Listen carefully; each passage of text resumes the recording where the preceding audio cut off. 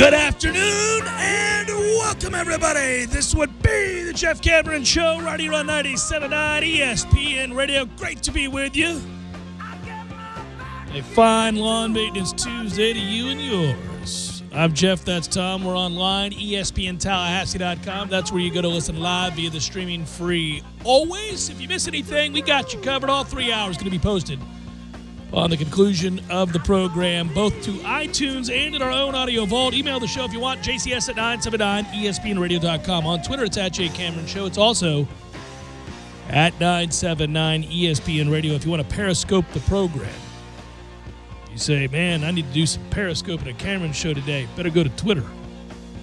Also on YouTube, it's ESPN Tallahassee. Hello, YouTubers. Hope this finds you doing well. And if you would like, you can use the free app to listen to the program. Take it with you wherever you go. Reminds me of a Tom Waits song. I'm going to take it with me when I go. But that's a sad song. This isn't sad. WTSM is the app. The weather has been dreary, so maybe that's why that popped into your head. Well, Tom Waits frequently has a quote or a song that pops into my head. But, so anyhow, WTSM is the app. It's free. Use it. Mobile devices. Even like your iPad. You could use it there, too. iPad. Yeah. That feels like something you should be saying, right? iPad.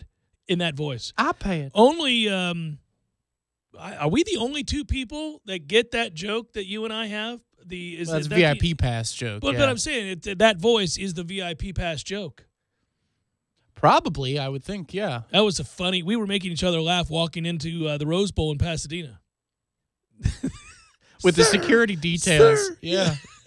For the championship game, too, they had some ex-Secret Service people out there. Wasn't that something? We were walking into the Rose Bowl for the national championship game, and it did feel an awful lot like we were walking into some sort of military installation. Like they were not having it. They were scanning your retina. Everything was going on there. Thumbprint stuff. It was nuts. Yeah, it was a good time. That iconic stadium and backdrop. Be fun to get back there again. Won't be this year. Well, first of all, is it being played out there this year? I don't even know what the rotation it'll be is. a couple more years. Yeah, because it was just maybe played. We'll be peaking at just the right time to make our way back out to the Rose Bowl. I'd sure like to see that, right? Buddy. Celebration.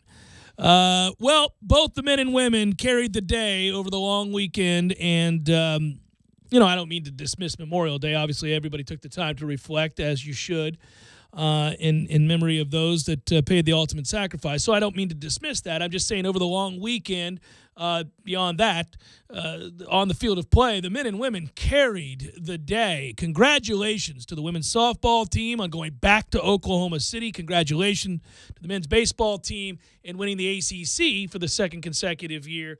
And both cruise on in to their respective postseason locales with real momentum now and a feeling that this is going to be a fun ride, starting with the women's softball team because they're going to the College World Series, so that's a bigger deal. Off to OKC they go.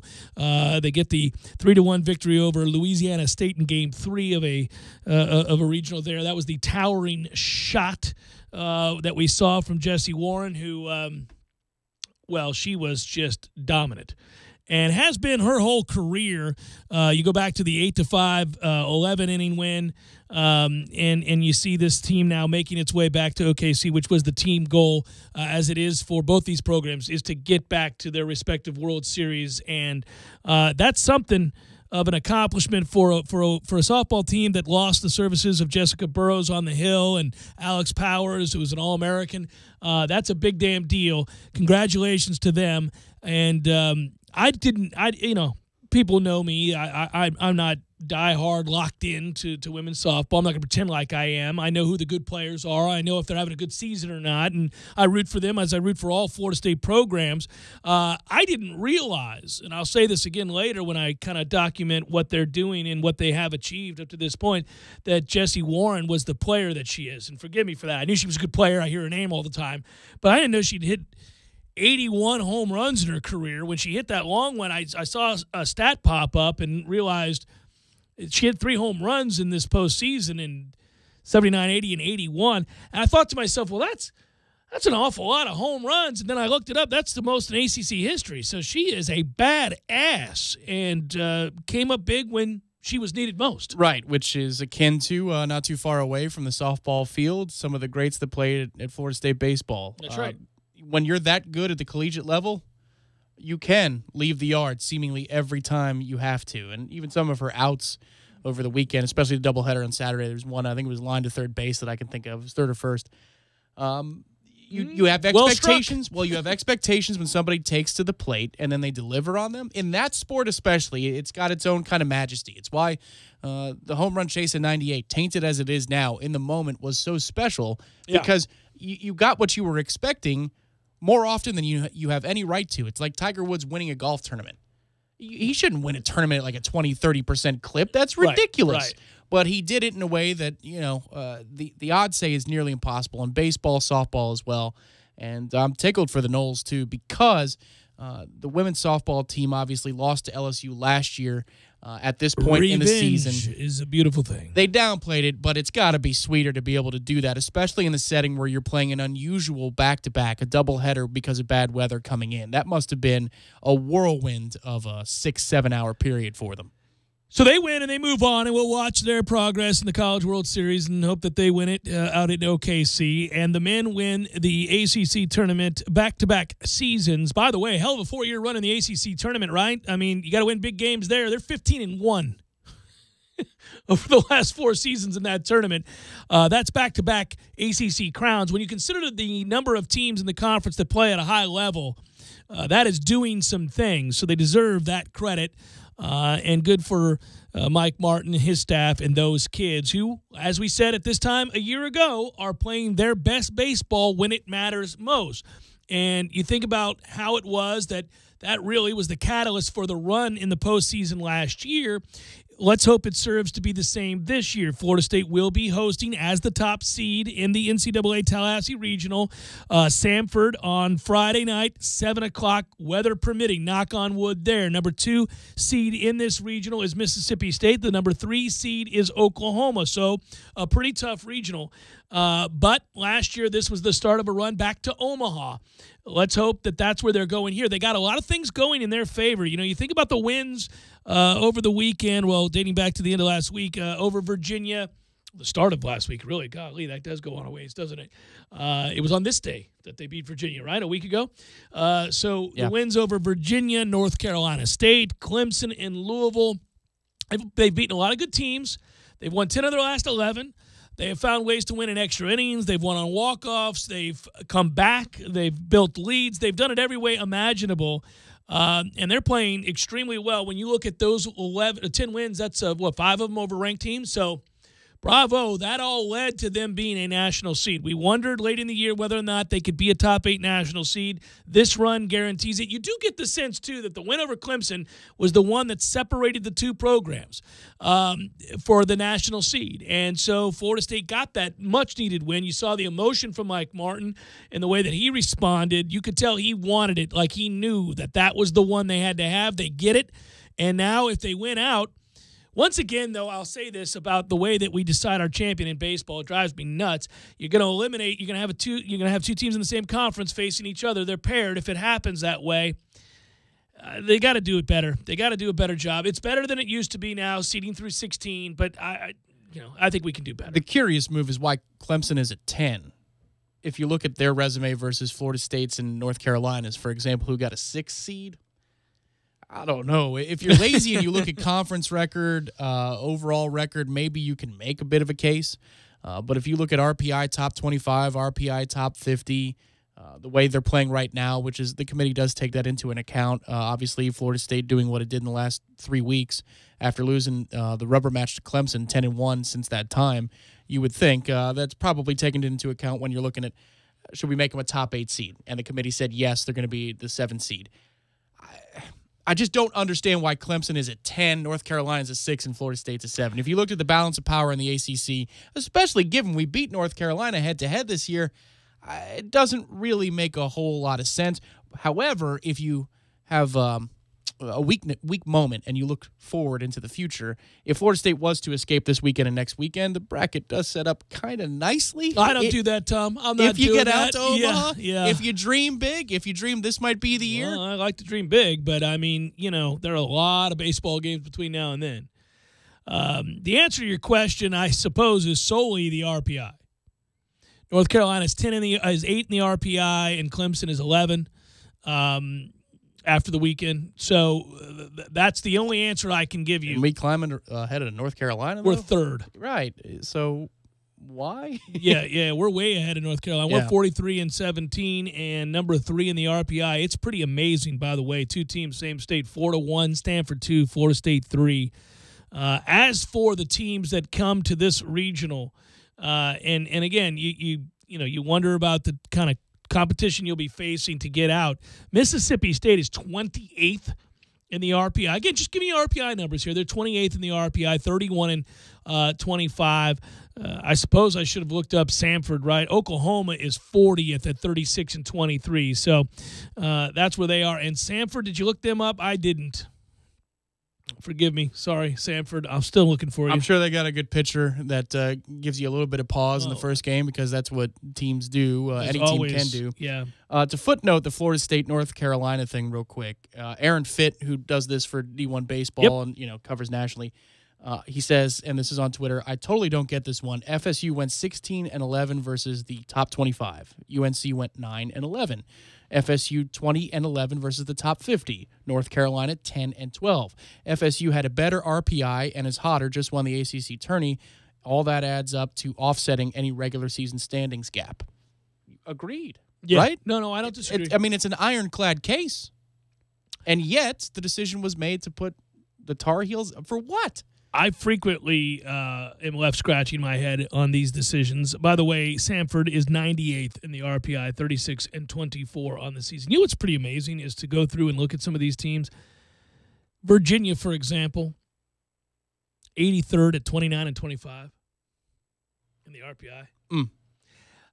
The reason I bring that up is a lot of times you'll see these teams, these programs get hot, they go on runs, they sustain some success, they even win a national championship, and then you just recognize how difficult it is to continue to win 40-plus games and be a top 20 team year in and year out the way Florida State does, because those teams will frequently fall by the wayside. And see Virginia as your case in point here that's a really good program. Great facility, really good recruiting, win big. Had the best pitching in the game for 2 or 3 years running, and it wasn't close. Kind of like Florida is right now. Right. You just looked at Virginia, you're like, oh, my God. You get runs that are just remarkable. Yeah. And then all of a sudden, you look at a program like, the University of Miami. Just a big steaming pile of crap. That's what Miami is. Chef Cameron Show, 97.9 ESPN Radio. We've got some NBA talk. Get to the finals. I know how thrilled you are to see the 4th consecutive year of Cleveland and Golden State. Won't be much of a series, folks.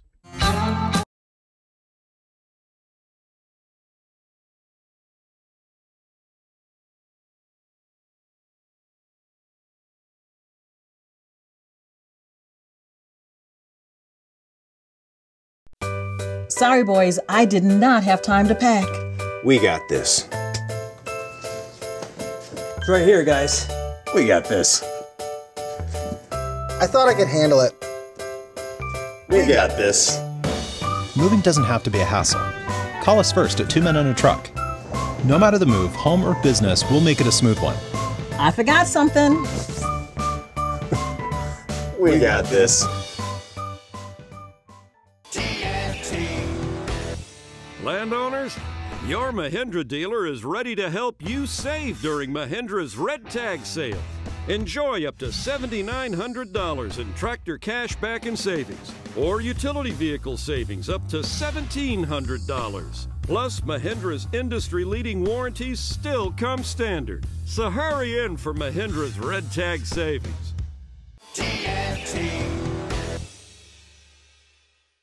When you're in need of auto repairs, look no further than Nice Tire and Auto Service. Nice has been in business for 16 years with long-term, knowledgeable sales associates. They have the latest wheel balancing machine in the industry. And for passenger vehicles, they service AC, brakes, suspension, tune-ups, and much more. Never sit through a long wait. Nice Tire and Auto has 10 service bays to get you back on the road quickly. If you have tire problems, check out their large inventory with various Goodyear and Michelin tires. Nice Tire and Auto Service, 4792 Bluntstown Highway, 574-4100.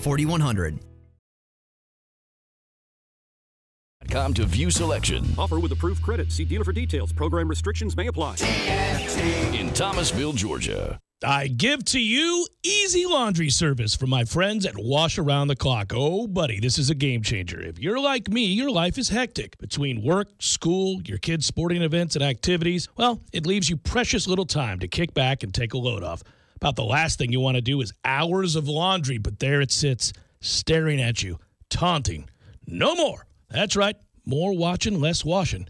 Save hours of valuable time when you sign up not doing laundry with easy laundry service from Wash Around the Clock. Whether it's dry cleaning or just plain laundry, Wash Around the Clock's easy laundry service will pick up and deliver at your home or office. So sign up for free today at easylaundry.net, or you can give them a call, 850-597-9007. Again, sign up today at easylaundry.net. Oh, and by the way, I got you. Use promo code JCS20 and save 20%. That's promo code JCS20. You're saving 20% on your first order. That's easylaundry.net from Wash Around the Clock. Hey, Sprintern, what are you up to? Hey, Paul, showing you the unrivaled iPhone 10, and you know what I can do with it?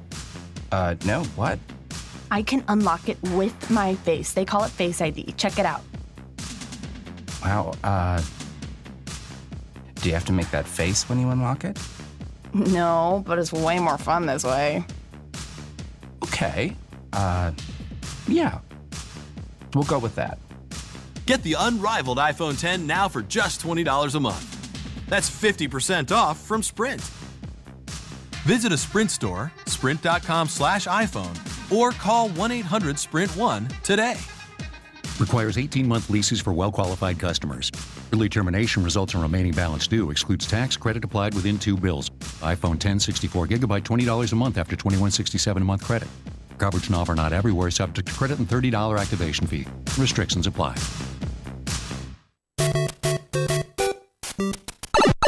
Games for Less, the only locally owned and operated gaming store in town, has Tallahassee's largest selection of new and used video games and game systems. The future of video gaming is at Games for Less, where they have both the PS4 and Xbox One. It's time to trade in your old systems and elevate your gaming experience now. Games for Less is also your headquarters for the best in retro gaming. Atari 2600, original Nintendo, Super NES, or Sega Genesis, you name it. They got it at Games for Less. Games for Less, the Super Walmart Shopping Center on Appalachia Parkway. Give them a call today at 850-219-3535.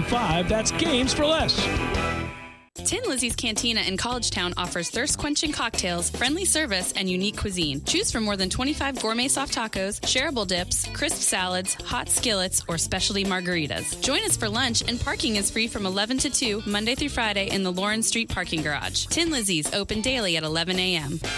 And now Jeff and Eddie waste my time instead of recording a commercial. And then you decided to sell it. And I always thought you should keep it. You know, I wanted to keep it. It was perfect. It was perfect. Why wouldn't you keep that? It wasn't the right color. It was perfect. I tell know. everybody to this day, you should have seen the other one. You should have seen the other one. It was incredible. Gordo's, bringing the flavor and flair of Cuban food to Tallahassee since 1996. This is the Jeff Cameron Show. Jeff Cameron Show. On 97.9 ESPN Radio.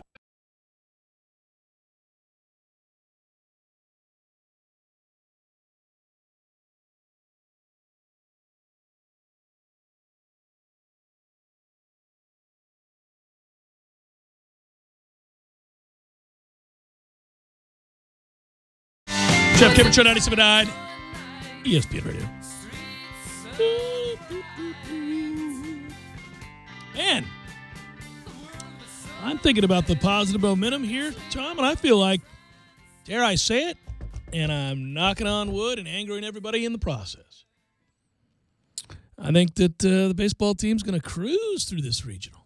Oh, what in the world? Tough Love Cameron can't do that. Oh, man, I can't come on here and tell you something that I'm not thinking. I'm not going to sit there and say something that's not true, right? I believe it. I think they are.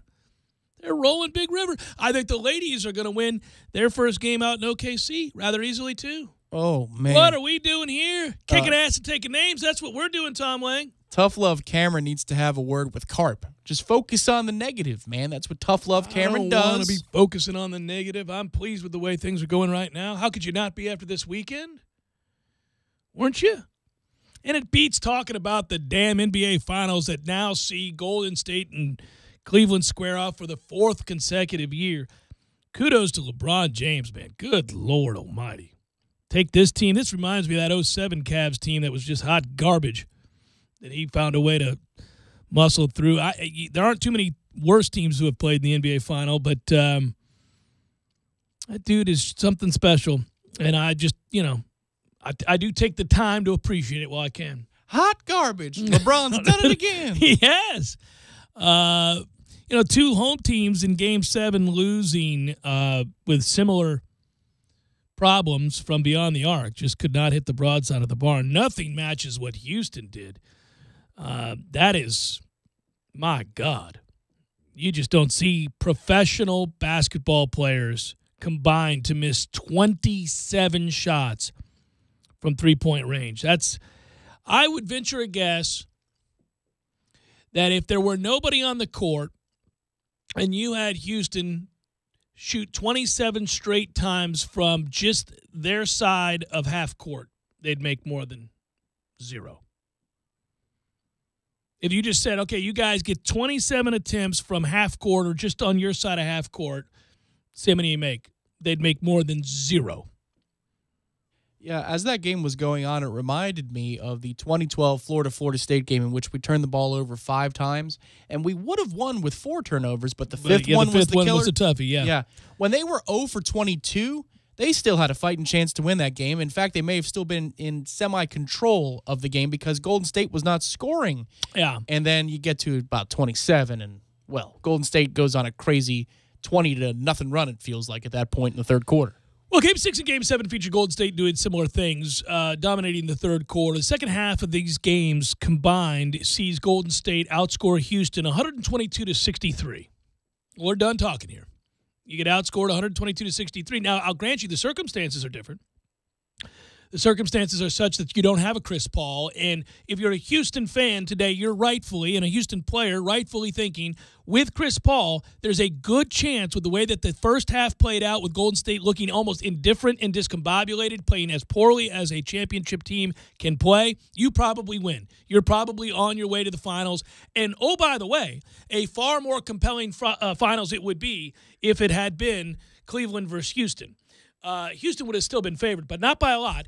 And Golden State, now it's a matter of whether or not you think this is going to be a sweep. Houston, wide open looks from 3, couldn't hit the broadside of the barn. The other side of the coin was that Houston contested every Golden State 3, and they kept making them. And that's truly the greatness of a Kevin Durant and others hitting threes that were contested when they had to have it, whereas Houston were shooting uncontested threes time and again and could not make one. Yeah, and that's the thing, is that there was a legitimate period of time here before 0 at 27, which will make you forget things, unless you're, part of the 0 for 27 like Ariza was. Or 0 for Harden. 12 for Trevor Ariza. Good Lord, man. Right.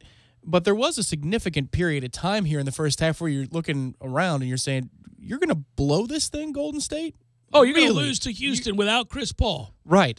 And you're going to look this poor and this disinterested on loose balls, offensive rebounds. I mean, think about all of the loose basketballs that Houston came up with in the first half. Almost every single one. Because they cared. And I don't know what Golden State was doing. It was bizarre, and I hate to see that rewarded. But at the same time, maybe they recognize that without Chris Paul, the truth of the matter is, and Golden State does seem to flip the switch. They're that loaded. When you have that many all-stars and that many really talented future Hall of Famers, I mean, you got the second and third best players arguably in the game on the same team. Well, it depends. In certain games, different players, and Golden State, you're right, has so many more than anybody else, they can relieve the pressure. I thought Klay Thompson, who has not had a great history in, closeout games in his career. I something to commit 3 fouls in 5 seconds. He did, but I thought he took the pressure off in the second half, making a couple of really big shots when it seemed like the lid was on the basket for Durant and for Curry. But he hits a couple. I think everybody breathes in those moments, and then now we're rolling, and now you're in trouble. Well, it made for interesting games to watch the way that Boston struggled from beyond the arc at home. They hadn't lost a postseason game at home, and then so many chances to really broaden their lead to where they were up 16, and then they let it slip away. And next thing you know, they're only up 4 at halftime, and you got a real sense of dread at that point if you're pulling for Boston, because by rights you could have run Cleveland out the building, who I think was ready to be beaten, and then you let them back in, could not make a basket, and all of a sudden there's a glimmer of hope, and the best player in the world is kicking that door down, man. And you end up at the end of the third where Cleveland has scored a mere 59 points and yet has the lead. Switch over to the Houston Golden State series, the second half of that game. Again, this second half featured in the last two games 122-63 in the way of outscoring the Rockets, did Golden State. Those runs are marked by some staggeringly poor numbers for the home teams that lost. And you don't see this very often, a team that shoots 36% from beyond the arc for the season, shooting 16% and going 7 of 44. And I mean, I don't know. I'm not kidding when I say that you could have put a upper echelon college team out there and said you're only allowed to shoot threes, and they wouldn't have shot. I mean, they would have shot a better percentage. I believe that. I mean, that's bizarre. Who misses 27 straight threes? What professional team does that? What is it about the rigors of a postseason too that sees teams in certain moments look like they're ready to be beaten? You just hit on that kind of, as you're making a larger point. Yeah. But that's so true. Yeah, you they see look that. like they're done. Well, so did Golden State in the first half. Looked like they were almost content to say, you know what, this is fine. And I know that's not what's going on in their heart, but it just looks that way unmistakably on the playing surface. It happened in the Stanley Cup playoffs in the Washington-Pittsburgh series. By the end of the sixth game, which Washington won in overtime, you could see it in the way Pittsburgh was skating. They were just like... They were so done. They were mentally shot. It's amazing to see how teams do that. And I think one point that was made during the broadcast last night, I think it was Weber who made it. Houston's not accustomed to playing... Certainly wouldn't have been Reggie Miller. Well, that's probably true. But Houston is not accustomed to having to play defense like that, and they had, and they were desperate, but it's not their style. Maybe they didn't have it in their legs anymore because they are not used to having to ramp up that intensity defensively. It works in spurts, but it comes at the cost of something else. The other problem is Harden dribbles so much. He's going to be exhausted, and they only played 6 guys. So there you go. The other thing I'd point out is Harden is who he is. We just got to stop. I mean, they want to continue to give him all kinds of endorsement money and make him out to be one of these all-time great players. That's fine. He's a regular season champion, boy. I'll tell you that much. But when I consider all of these guys that you're going to have to rely, like I think they have a guy. I think Chris Paul has probably shed the reputation as a guy, who couldn't get to a conference final and all that other stuff. He showed real toughness and greatness in this postseason, and had they had him, it might be a different story. But relying on Harden, well, that's what you get with it. So can we put that to bed for you too? I'm just done with. I mean, we've been talking about him for a while now. As 2 fingers to my eyes, 2 fingers back to him. I mean, good Lord. At some point, that horse has been beat, and No, because he keeps getting talked about in a way that is ridiculous. It's ridiculous. Anyhow, I'll leave it alone. You and I will wager later in the show. I'm going to bet you on this series because this is a nothing series. So we're both in agreement that Golden State wins it. I'm disgusted by the series.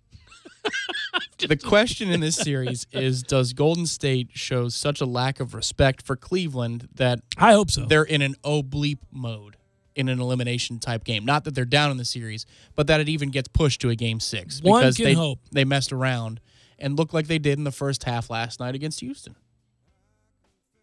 Man, I can only hope that disinterest and disrespect and arrogance adds up to 6 or 7 games, because if it's going to be that Golden State cares to make an emphatic statement, then this is over in 4. It's Jeff Cameron Show, 97.9 ESPN Radio.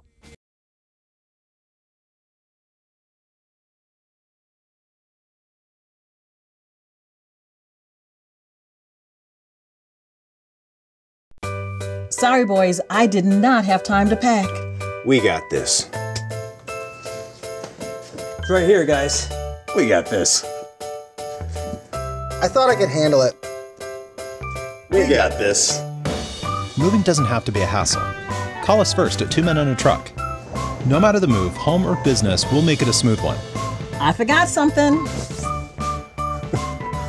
We got this. Landowners, your Mahindra dealer is ready to help you save during Mahindra's Red Tag sale. Enjoy up to $7,900 in tractor cash back and savings, or utility vehicle savings up to $1,700. Plus, Mahindra's industry-leading warranties still come standard. So hurry in for Mahindra's Red Tag Savings. TNT.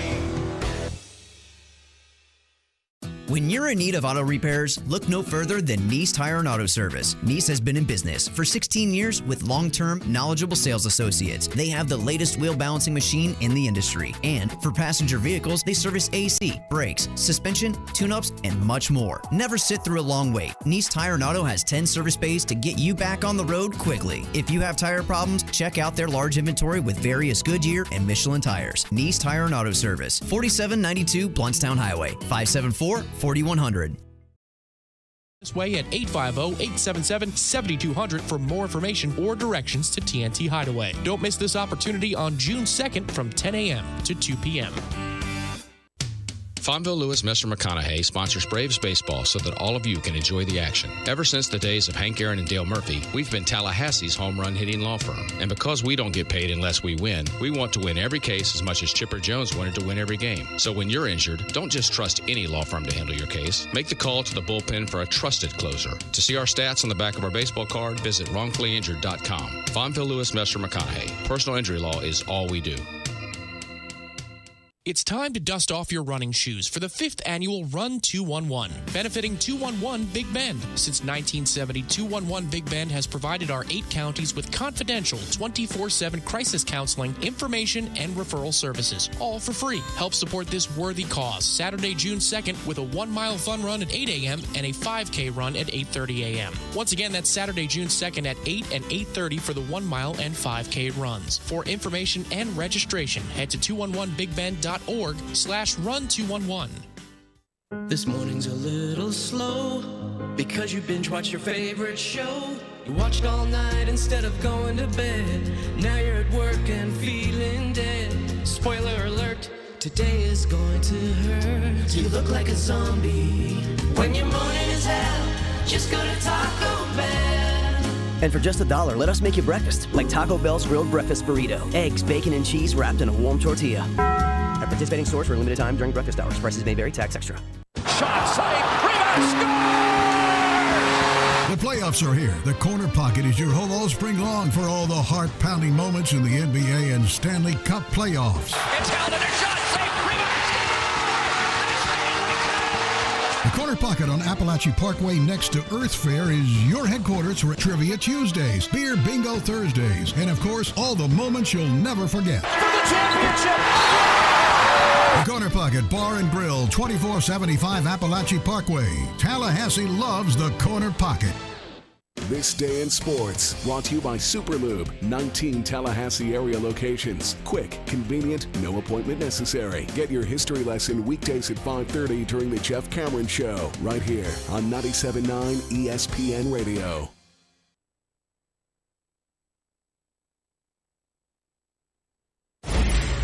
ESPN Radio Sports Center. I'm Christine Lisi. At this hour, Cavaliers coach Ty Lue said today he's not sure if forward Kevin Love will be available for Game 1 of the NBA Finals Thursday against the Warriors. He remains in the concussion protocol. Love sat out the win over the Celtics in Game 7 of the East Finals with that concussion. Warriors forward Andre Iguodala recently had a second opinion on his injured left knee and is still trying to figure out what's wrong. He plans to search for a remedy in the coming days, and his status for the opener is unknown. Iguodala's missed the last 4 games with the injury. Warriors center Draymond Green, who rolled his leg in the Game 7 win in Houston last night, expects to be available Thursday. Golden State installed as a minus 1,000 favorite to win the series by Westgate Superbook, with Cleveland at plus 650. For the Cavaliers to have a shot, it can't be just the LeBron James show, says Hall of Famer Clyde Drexler. What I do see is LeBron James having to shoulder a big burden against a team like the Warriors that have many guys that are going to show up. Now, as Shaq says, those others have really got to show up for the Cavaliers.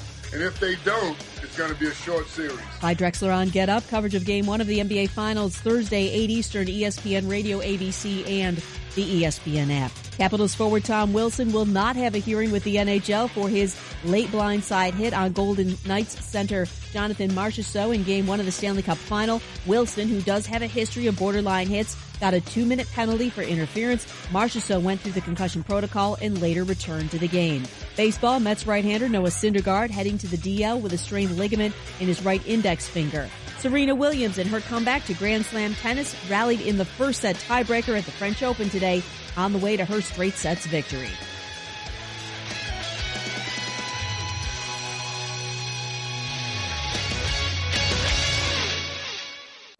Live from the AmeriGas Propane Studios in the capital city of Tallahassee, this is the Jeff Cameron Show on 97.9 ESPN Radio.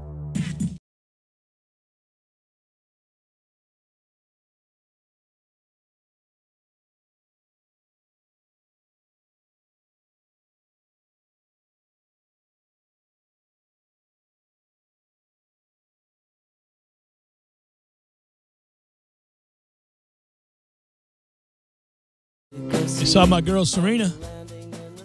Just heard it there in the report. Rallied back, got the win. Survived tiebreak. Saw Venus got upset. That's upsetting, but my bet is on Serena. Yeah, so right. We just have to worry about Serena here. Oh, you got a wager on Serena? Well, I mean, remember we got incredible odds on Serena. It didn't make any sense. You know, it's like just take a flyer on that. Just comprehensive betting finds another alley. Well, it's just ridiculous. I mean, they're going to tell you that. Well, remember, all the players were pissed that she entered the French unseeded. Right. Yeah. And I just said, "Well, I wonder what that does according to the odds makers." Want to see what that meant? I mean, you could probably get great odds. I mean, she's only the greatest tennis player in the history of the game. I took a flyer on that. I know she's just now back. More likely, Serena wins at Roland Garros, or Tiger wins at the Memorial this weekend.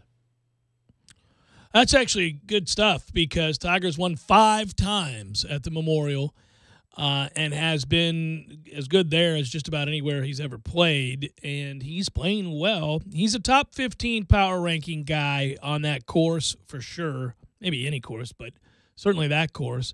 I don't know. It's hard to pick against the likes of Justin Rose, who just got done really working the field through 4 rounds. And Rory McIlroy, by the way, consecutive top 5s, starting to play well again, coming out of the European Tour. And until the major comes around. Well, but I mean, he was there on a Sunday for the majors. He's played well. He is not absent. He's got to make some putts. But the benefit for Serena, who's just coming back, is there's only one opponent at a time. That's right. Whereas Tiger takes on a field. And Duffner won there a year ago, and there's been, or was that 2 years ago? I can't remember now, but that's Leishman will play well there. There'll be a lot of good. Yeah, you're right. I'm going to go Serena, but that is it's tough for both. It is. By the way, that's one of the better golf tournaments of the year. I know it gets buried right now because you've got the men's baseball team starting regional play this weekend. The women playing out in OKC for the softball World Series there. You've got the NBA Finals. You got the NHL Stanley Cup Finals, 6-4 last night with the empty netter late in Game 1. Should be noted that Las Vegas is going to go ahead and win this, right? I mean, this is getting ridiculous. They can win it any way you want to play it. They're 4 lines deep. They got no kind of performance from Fleury last night, and yet they win again. And they scored first yet again. They're now 11-1 in the postseason when they score first. This is not the way they want to win. No. And they did. So. Well, what's crazy, okay, yeah, you're right. Any way you want to play it. They make the most of the chances they get. And one thing they do is typically you'll see numbers that really would piss an opponent off, which is you're not in the zone as much as I am, and you don't generate as many chances. But they don't care. You cash in. Well, okay, so they gave up. There's a great follow on Twitter, real quick for you geeks out there, at PNT Hockey, which is advanced stats, but it's just one little graphic and you're done. So it's what the post-game graphic should look like. It's about offensive zone possession time. It's about scoring chances. Scoring chances is more important. That's more important than shots. Yeah. You know, because a shot can be from the red line in and you're avoiding an icing. And the goalie gets in the way of it because it would go in the net. That counts as the same as coming in from 2 feet away and you got a rebound. Mm-hmm. And then slot shots. So that's prime scoring area chances. Anyway, Washington was in Vegas' zone for more time, but Vegas got more shots, more slot shots, and the scoring chances were relatively even too. So it's a team that they don't get in the offensive zone a lot, but when they do, they find a way to generate high-quality chances, easy baskets if you're going to use the basketball analogy. Well, and at some point, we've just got to say, I mean, they are now in this postseason 13-3, 11-1 where they score first. They were arguably the best team in the regular season in the NHL. They're now undefeated against Washington in the regular season. They're just extending from the regular season to this, and this is just what. At some point, it's not just a cute story. They just look like the best team. No, and it's they continue to do it with a group of guys that the fourth line last night was great for them, and the fourth line in Vegas is pretty much worse than most fourth lines in hockey because they're an expansion team, but it doesn't matter. They're treeing, and it's a 6-month process here. That's an extension also of the regular season because they played well in the regular season, but they feed off of it. That crowd also. I don't take it lightly when the broadcast says that's the loudest building they've been in all playoffs long. There are some loud barns in the NHL, and for Vegas already in year one to be that raucous is saying something. Hasn't been a single player or media representative that has gone into Vegas that didn't walk out of there and say that atmosphere is by far the best currently in the NHL and the most overwhelming to deal with. As we've noted time and again, home ice hasn't mattered, not an iota, to anybody. But it has to Vegas, and they've been great, and people struggle to win there. Now, it's not impossible, obviously, because it is the NHL. But, by the way, as an aside, for those that did watch, I want to get your thoughts on the Wilson blindside hit there. He's got to be suspended, right? Correct, he will be. That should have been assessed a 5-minute major in a game misconduct. That's the reason for that rule implementation. Right. Listen, in 10 years ago, 20 years ago, that's not a penalty because he just played the puck. That's your fault. You just played the puck and you're active and you can be hit. But rightly, with the concussion issue being what it is across all sports, the NHL said, come on, let's be reasonable here and show some common sense. Since they missed it in the game, and given his history, he should be and probably will be suspended at least for Game 2 of the finals, yes. And the Reeves hit that the refs missed. The cross-check? Cross-check, yeah. I mean, the refs did not have a good night last night. No, they didn't. That will happen more often, though, something like that. You'll see Washington and Vegas trade calls or missed calls like that fairly often in the series. Will it lead directly to a goal like it did last night? That's probably a different story. But the Wilson one is one that the league has to remedy, and they have to do so before Game 2 tomorrow night. College football totals at the South Point. Clemson, 11 to go along with Alabama. It is a list that you can find online for every single team. So maybe you want to see Old Dominion. You want to know about any number of other teams. I don't know why I chose them. But, by the way, that's where a lot of people go to make their money is on these middling to lower-level teams because the folks out in Vegas don't really have a good feel for those teams always. Some things that stood out to me that struck me as interesting, and later in the show I'll do ACC teams. Because those are the ones that our listeners care about, as well as the SEC. But just looking at some numbers, it kind of surprised me. It's not surprising to see Clemson at 11 for the over-under win total. What do you think, out of curiosity, what do you think Kansas is at?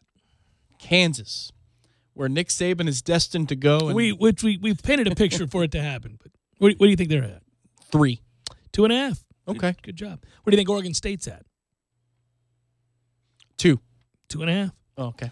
There was a time that was a good football program. I mean, a decent football program. Remember that great game they played against LSU? Their field goal kicker missed that kick down in Baton Rouge. First game of the year, I think it was. Second game of the year. They were right there, and a kid missed an easy kick. I can remember them. If they wasn't Oregon, I think they played a top 25 game on Halloween, something like 7-8 years ago, and it was a weeknight game, and it was a war, and they ended up winning that game. Oregon State was a good program. Yeah. They had some things going. My goodness, they've fallen dramatically, even for them. Washington's at 10.5. And they play Auburn first game out the chute. So if you lose that game, you're going to win. You got to win the rest of them. Well, just about. Wow, they play Auburn right out the Washington plays Auburn, yeah. I knew that there were some good games. I didn't realize that was one of the matchups. It's getting ridiculous. I'm already frothing. It's ridiculous. I find myself catching these first week numbers and all this other stuff, and I'm looking now at how many great games there are. It's rather remarkable. Other numbers that kind of raised an eyebrow. Did you see West Virginia is only at 7? Got to go to the over there, Sparky. I mean, that's West Virginia's got Greer back. That's going to be a good team. That game is in Atlanta between Washington and Auburn. Yeah. Washington's got to fly across the country. You didn't. Well, no, because we've known about Michigan, Notre Dame. We know about LSU, Miami. Yeah. We're laughing at Alabama, Louisville. Yeah, Florida State, Virginia Tech. Of right course, off the bat. How the bleep did, Yeah, that one slipped by. By the way, that's a really good game. Like, that's arguably, from a matchup standpoint, the best. That game is incredible. Like, Alabama's going to boat race Louisville. Right, yeah, they missed it by a year, and even then it would have been probably not interesting. No. So, I mean, we saw that Louisville team lose to Auburn with Lamar Jackson in the early season game where they ran the trick play, the first play of the game. Oh, yeah, he wasn't yet the quarterback. Bonifon was the quarterback. Asinine is what that was. Yeah. But, anyhow. I forgot about Petrino's special, yeah. And then they outplayed them the rest of the game, but basically lost by that play. There's a ton of great early season games, and there usually is, a handful. But this year, it seems like an inordinately high number of elite cross-conference games. Yeah. And all. I'm really, really pleased. Well, damn, man, let's just get the summer over with and let's line them up on Saturday. Yeah. By the way, the answer to that question that you asked at the beginning of this segment before we break is definitely Serena, because I'm thinking of all the people that will be in contention at the Memorial, and if you're looking at that field again, that would be what? Rory, Justin, Leishman, Rose, Day, Fowler, Finau, did I say Dustin Johnson? Spieth, Kuchar, Duffner, Watts. Yeah, no. That field is like Sawgrass. That is a field for the Memorial is not fooling around. Man, what the hell? Braden Holtby last night. Are you kidding? You couldn't lay one of those eggs in Game 6 or Game 7? Yeah. That was terrible. It was a terrible performance. I thought both goalies were poor. And there was a lot of close ones in Game 7 that Washington just defended so well and got rid of, where his rebound control was crap, and then there was one that went between his legs, one at the post, all that stuff. But last night was a special brand of suck. It was terrible. But the Fleury ones, a couple of them you can excuse away. Oh, it was bad defense, wild. but two of them were awful. The one he couldn't find between his legs, right? He didn't know where it was, and then one he was totally out of position early. Yeah. The Holtby was out of position. I mean, he's like in the other face-off circle for a couple of these goals. Really, man? Hey, man, it happens. I know it's frustrating. I knew you'd be frustrated watching that last night. You know what happened was I was just doing the flippity back and forth. I mean, I was riveted by what was going on the Western Conference Finals. And at the same time, I'm wanting to watch the Stanley Cup Finals, and I'm listen, this was a great, if you love sports this weekend, and not all of them are the big sports that you care about or are passionate about, but between Game 7s in the NBA Conference Finals, last night, the NHL Stanley Cup Finals began. You had Florida State's women's softball team doing what they did and the run that they went on to go back to Oklahoma. The baseball team, Florida State's men's baseball team, winning the ACC for the second consecutive year, and some of those games were absolutely riveting and big moments and on the edge of your seat. I would say, truthfully, for me, the college golf was absolutely fantastic. I'm into that more than I've been in years past for obvious reasons, but it is good television. Oh, by the way, Golf Channel is going to continue to cover more of that now because people like the team aspect. Well, it's still going today, too, with the match play. Right. Yeah. Right. So it's, again, you had your individual championship one last night. Yep. Kid from Augusta State wins it, or Augusta wins it. And, it's crazy to think he wins in a playoff and that kid has never won a college match and wins the one to win the national title. That's pretty amazing. So I find that fascinating. Watch that as well. It was a good weekend. I was a sucker too. When they were doing the pan down that they do from the scoreboard, look over the face-off dot for Game 1 last night at the Cup Finals. I turned it off. I was like, oh, I can't do this. It should be in Tampa. And about 15 minutes later, there's a break in the NBA, and that's how much I love the sport. I was back on it. And then by the second half of that game at Houston, I was like, oh, screw this. The better sport's being played right now, and it's being played on NBC, and that game was far more entertaining. There were some breathtaking 2 or 3 minute sequences in the Cup final. Again, you don't like the sport, so what? Give it a shot for an hour and tell me you're not going to be excited. Oh, I think you'd Give like it an honest chance. Hey, so do you know how I never thought it could happen? Never thought it could happen, but it has happened. How much have I enjoyed watching Atlanta Braves baseball? I'm saying it now just because we carry them. When the injury happened at first base. Mm-hmm. Oh, Acuna? Did you not think, oh, no. Yeah. Oh, no, he's done for the year? Yeah, but career over, you know? But it looked that way. It looked awful. By the way, that's not the first guy we've seen have that crazy launch flippity-do at such an angle that you think, oh, no. And the way the leg bent, you thought that's a tear for sure. That's good news, though. I mean, no, it's great news. I don't like to see young players get hurt like that. And he hustles, and he's fun to watch play, and that's a fun team, I might add. Tongue-in-cheek a second ago, truly. They're a fun team to watch if they just weren't wearing that laundry. I would really like them, but we'll have them tonight, obviously, weather permitting, tonight and tomorrow for the 4-game series against the Mets, where they stole one yesterday in the afternoon. I was so mad yesterday watching Rizzo's slide because I really like Rizzo. By all rights, seems like a great guy. He's certainly an awesome player. I got no time for Madden saying afterwards that no, that's just the way you teach it. It's the way you're supposed to do it. No, it's not. No, it's definitely not. Not anymore, anyhow. Irashafel, warchant.com. Set to join us next. Stay tuned.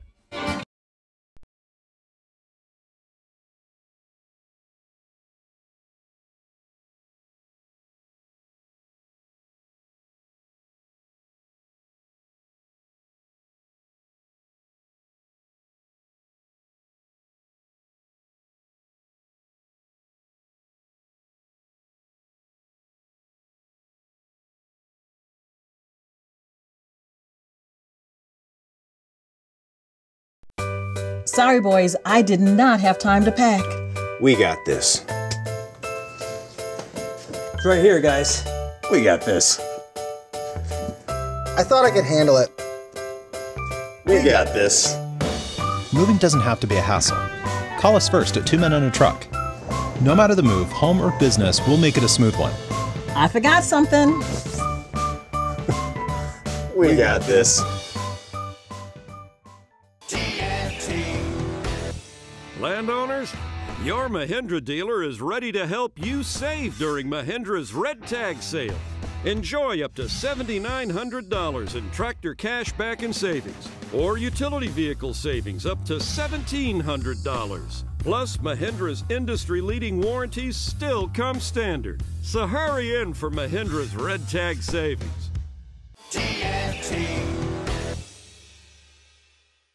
When you're in need of auto repairs, look no further than Nice Tire and Auto Service. Nice has been in business for 16 years with long-term, knowledgeable sales associates. They have the latest wheel balancing machine in the industry. And for passenger vehicles, they service AC, brakes, suspension, tune-ups, and much more. Never sit through a long wait. Nice Tire and Auto has 10 service bays to get you back on the road quickly. If you have tire problems, check out their large inventory with various Goodyear and Michelin tires. Nice Tire and Auto Service, 4792 Bluntstown Highway, 574-4100.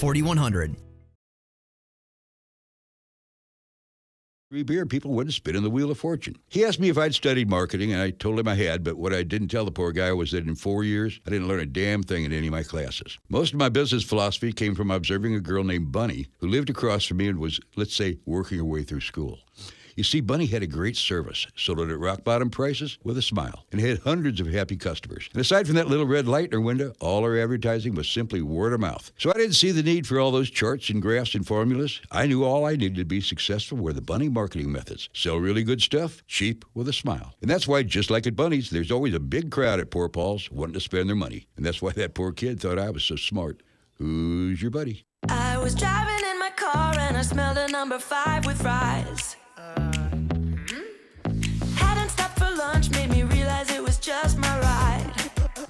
No. But with the new Febreze car, I got it under control. Now they come in light or bold, choose how you roll. Febreze car, roll with me and breathe happy Febreze. La la la la la. Tin Lizzy's Cantina in Collegetown offers thirst-quenching cocktails, friendly service, and unique cuisine. Choose from more than 25 gourmet soft tacos, shareable dips, crisp salads, hot skillets, or specialty margaritas. Join us for lunch, and parking is free from 11 to 2, Monday through Friday in the Lawrence Street parking garage. Tin Lizzy's open daily at 11 a.m. Beat the Heat, Tallahassee's only indoor soccer camp on a full turf field. All sessions will take place at the indoor facility on the campus of FSU June 11th through the 14th. The staff creates an environment that promotes soccer confidence, enjoyment, and good sportsmanship. Full and half-day options available. Registration is now open for boys and girls age 5 to 18. Camps are open to any and all entrants and are only limited by age, grade, number, or gender as listed in the camp description. To register, go to SeminolesSoccerCamps.com. That's SeminolesSoccerCamps.com. Games for Less, the only locally owned and operated gaming store in town, has Tallahassee's largest selection of new and used video games and game systems. The future of video gaming is at Games for Less, where they have both the PS4 and Xbox One. It's time to trade in your old systems and elevate your gaming experience now. Games for Less is also your headquarters for the best in retro gaming. It's Atari 2600, original Nintendo, Super NES, or Sega Genesis, you name it. They got it at Games for Less. Games for Less, the Super Walmart Shopping Center on Appalachia Parkway. Give them a call today at 850-219-3535. That's Games for Less. Hi, honey. How was your day? It was fine. Pretty uneventful. How about you? Well, I called the auditors this afternoon and made an appointment for one to come out to the house. Wait, what? Have you lost your mind? Auditors? Why would you call them? Now we have to find our tax returns, paycheck stubs, and financial records, not to mention all those forms. Good grief. Relax, honey. It's not that kind of auditor. It's not? No. I called the City of Tallahassee Utilities and scheduled a free energy audit. Energy audit? Right. It's when an energy auditor from our own utilities comes out to the house, examines the structure, and checks our energy and water systems, and then recommends changes we might make to save energy, water, and money. And you said it's free? Absolutely. It's free from the City of Tallahassee Utilities, our own utilities. Sounds good to me. Let's save some money. If you're a City of Tallahassee residential, electric, and natural gas customer, you can schedule a free energy audit. Call 891-4YOU. That's 891-4968. And schedule your free energy audit at a time most convenient for you. A message from the City of Tallahassee Utilities, your own utilities. Driving every day from the AmeriGas studios in the capital city of Tallahassee, this is 97.9 ESPN Radio, WTSM, Woodville, Thomasville, Tallahassee. ESPN Radio Sports Center. I'm Christine Lisi. At this hour, Cavaliers coach Ty Lue said today he's not sure if forward Kevin Love will be available for Game 1 of the NBA Finals Thursday against the Warriors. He remains in the concussion protocol. Love sat out the win over the Celtics in Game 7 of the East Finals with that concussion. Warriors forward Andre Iguodala recently had a second opinion on his injured left knee and is still trying to figure out what's wrong. He plans to search for a remedy in the coming days, and his status for the opener is unknown. Iguodala's missed the last 4 games with the injury. Warriors center Draymond Green, who rolled his leg in the Game 7 win in Houston last night, expects to be available Thursday. Golden State installed as a minus 1,000 favorite to win the series by Westgate Superbook, with Cleveland at plus 650. For the Cavaliers to have a shot, it can't be just the LeBron James show, says Hall of Famer Clyde Drexler. What I do see is LeBron James having to shoulder a big burden against a team like the Warriors that have many guys that are going to show up. Now, as Shaq says, those others have really got to show up for the Cavaliers, and if they don't, it's going to be a short series. Clyde Drexler on Get Up. Coverage of Game 1 of the NBA Finals Thursday, 8 Eastern, ESPN Radio, ABC, and the ESPN app. Capitals forward Tom Wilson will not have a hearing with the NHL for his late blindside hit on Golden Knights center Jonathan Marchessault in Game 1 of the Stanley Cup Final. Wilson, who does have a history of borderline hits, got a 2-minute penalty for interference. Marchessault went through the concussion protocol and later returned to the game. Baseball, Mets right-hander Noah Syndergaard heading to the DL with a strained ligament in his right index finger. Serena Williams and her comeback to Grand Slam tennis rallied in the first set tiebreaker at the French Open today on the way to her straight sets victory.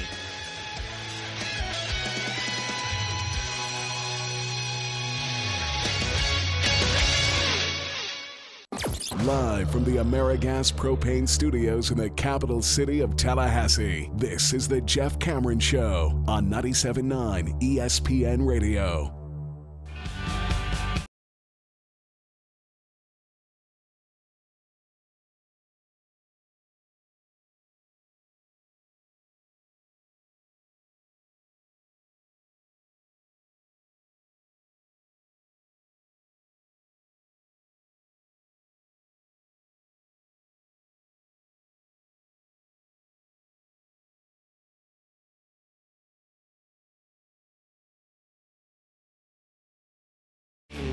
Hour number 2, Jeff Cameron Show, 97.9 ESPN Radio, and a good day to you, sir, ma'am, both. I'm Jeff S. Tom. We're online, ESPNTallahassee.com. That's where you're going to listen live via the streaming free always. If you miss portions of the show or even all of it, you can get caught up at your leisure. All 3 hours going to be posted both to iTunes and our own audio vault. Feel free to email the program if you like. It's JCS at 979 ESPNradio.com. On Twitter, it's at J. Cameron Show. Utilize the WTSM app if you would for your mobile devices. It's free. Download it now. You can find us on YouTube, ESPN Tallahassee on YouTube. And, I think we're all caught up. You want to email? Did I say that? Sometimes I forget. So many damn things to get through. There are many means by which to either listen, watch, or reach out to us. A glorious weekend for Florida State athletics. Joining me to talk about it right now is our good buddy Irash Fell, warchant.com. Hello, sir. How are you? I'm great, Jeff. How are you? I'm well. I just thought about something. It's not Monday, but I figured you'd be ready. You'd be game, right? Sure, man. And, Tom, I don't know if Tom's told you about his little tricks for reaching out to me, but no, there's a trick. Well, he doesn't like to ask the same way twice. So today he texted me and asked me if I'd come on by in some Asian language. I'm not exactly sure which one it was, but I figured that's what he was asking, and I said sure, I'll come on. But then I was thinking, well, I probably should know what he asked before I say sure. So, that's fantastic. But anyway, I think he was asking me to come on the show. Yeah, it was in Japanese, and I looked at our exchange, Ira. We don't text too much anymore, so every time I looked at our texts for each Monday, it was just the same thing from the week before. 4 p.m. good. Hey, 4 p.m. 4 p.m. Can How about you do 4 p.m.? Does 4 p.m. sound right, like a plan? and so I just wanted to spice it up a little bit since we don't talk as much anymore. There you go. So for the last couple of months, he's been asking me in different phraseology.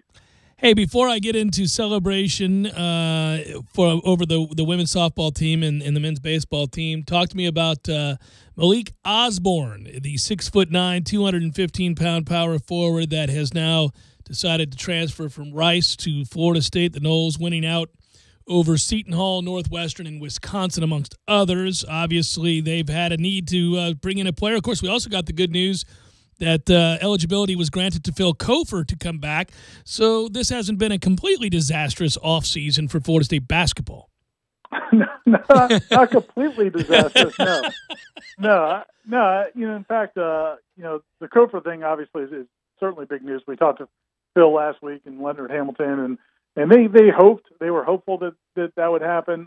But you never know for sure. But that's obviously a big deal. And then David Nichols, the other kid that transferred in a few weeks ago from Albany. Yep. He's a nice player. The day we were over there to interview Phil Kofer about getting his year back, he was actually shooting in the gym, so I got to watch him a little bit. And he's got a really nice touch. I mean, he can really shoot it, and he's immediately eligible, as opposed to the guy today, Osborne, who will have to sit out a year. He was only a freshman this past season. I watched some of his film, some of his highlights on YouTube and things like that. I mean, he's a little raw. He's not a guy I think that's going to come in right away and you're going to say, okay, that's going to be a 10-8 guy or anything like that. But he's got good size, 6'9", 215. He's already looks like a pretty strong kid. I think it's a perfect scenario where he's played a year of college basketball. Now he gets a year to really redshirt and get ready for a step up in class. Because last year he's playing at Rice. He's playing a lot of weaker schedule than he's going to be playing, obviously, in the ACC. So I think it's a nice pickup. And again, it's building through the transfer market, which FSU really hasn't done much. While a lot of teams have been doing this, FSU hasn't done a ton of it. They've taken a couple grad transfers and JUCO transfers. They haven't taken a lot of guys like this. So it's kind of a new day. I think Leonard Hamilton adapting to what's going on in college basketball. But I think it could be a good fit, for not this next season, but the year after. Not sure it's a great thing for college basketball, but it sure does happen a lot. And as you've noted, other teams have been on that bandwagon for some time. So it's either adapt and survive, or else you'll be victimized by this sort of trend in college basketball. So I'm happy to see that he's making that adjustment and bringing in guys. We certainly could use the help. By the way, you probably had a much greater understanding as to the depth of greatness and talent that Jesse Warren brought to the table for this softball team. I did not, but I got familiarized with it over the weekend, and I actually am not going to lie, even in the slightest, not hedging a bit. I watched this and enjoyed it. In years past, I would have largely ignored this. I did not. I saw how good she was. I see how good this team is, and I'm happy for them. But like I said, you probably were well-versed in her greatness long before her 79th, 80th, and 81st home runs of her career. But helping propel this team back to the WCWS, it was good news for the Noles indeed. Man, it's amazing when you watch them compared to – it's funny, I think it was like last week or the week before where Joanne Graff actually went out and kind of talked to the team and the field, of course, is named after her. She's a softball coaching legend. But if you think back to when I first started covering that button slapping nonsense. I couldn't watch the sport, man. I could not watch it. But that's what I'm saying is, like, you probably, if you haven't watched it much over the last 7 or 8 years, you're just like, what in the world has happened here? Where it went and got interesting. Homers. Yeah, there are actually balls being hit into the seats, or where there would be seats. Yes. It's a different day and age. Corey actually wrote the really good feature on Jessica Warren last year. I didn't read it. Maybe you could talk about it on headlines a little bit, but just kind of how the guy that kind of helped FSU turn, kind of discover her was Sherman Johnson's father. Yeah, it's a interesting story. But anyway, yeah, she's something else in that whole team. I mean, it's back again, not to Joanne Graff obviously had a great career, but towards the end there, they're still slapping and bunting and everything, and they would go into the postseason and play these teams with these girls hitting these 300, just monster home runs, and you felt like, FSU would have to get 5 batters up to maybe score a run or manufacture a run, and these other teams would have these kids really just cranking it, and what Lonnie Alameda has done is really transformed this program to. I don't know that they're. I don't know that they're a favorite to win it all, but man, just getting back to the World Series and the fact that they have that kind of power, gives them a legitimate chance against anybody. Yeah, no, I'm excited to watch it. I have to admit, I tuned in. I was pleasantly surprised. I had no idea. I knew, obviously, I did some reading prior to the games that I tuned into, just because I knew they were going on over the weekend, and I knew of Jessica Burrows, and I had heard the name Alex Powers, who was an All-American, and I knew they had lost those 2 key components, one on the hill, one at first base, and I thought, well, I don't know what that means to their chances of getting back, but I guess I really was, frankly, the definition of the word, ignorant as to just how good a player Jessie Warren is, because it's not just offensively. So, hey, that's fun to watch and good for them. And then equally exciting is to see for the second consecutive year the men cruise through the ACC tournament. I say cruise. They won their games. Not all of them were easy. But this is a stretch of baseball being played by Florida State right now that is eerily similar to what we saw a year ago, which was a team that you thought, it's an okay team, and then got hot and really got on a roll, and they're really on a roll. This has been a rather surprising, pleasant surprise for a team that lost their ace, 30 minutes into the season. Man, it's really eerily similar to last year. Yeah. I mean, I went back and looked. I think it was April 15th or April 14th or 15th this year. They were like 2 games below 500. They had just lost 5 straight games. They lost both of their games up at Duke. They're just kind of hanging around a few games over 500. And I think they won 19 of their last 23 or 24 games. Right now, they've won 19. They're like 19-5 in the last 24 since that point. Go back to last year, I think it was like April 14th. Same thing. They were a couple of games under 500. They were playing poorly. Then they won 18 of the next 23 games going into the regional. So it's just really weird how something has flipped on this team in mid-April, both seasons. Obviously, it's not something you'd like to be in that kind of position. But you do have to give Martin a lot of credit. You have to give these particular players a lot of credit. A lot of these guys are the same guys from last year that even when they've gone through adversity early in the season, and I know that people kind of don't like hearing about all that stuff, overcoming adversity and just persevering and all those kind of soft topics. But the reality is, a lot of teams struggle in those situations. And you lose Tyler Holt, you lose Daughtry, you lose some of the things they – Yeah, the Daughtry loss, by the way, was a pretty underrated thing. That was a big damn deal. Yeah, and then J.C. Flowers gets hurt. There's been a bunch of different things that have gone on.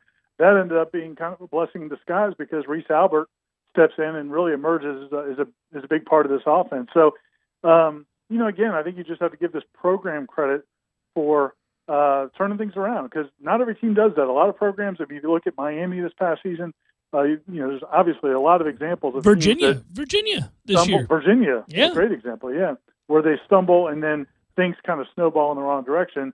For whatever reason, this program seems to turn it around and get hot at the right time.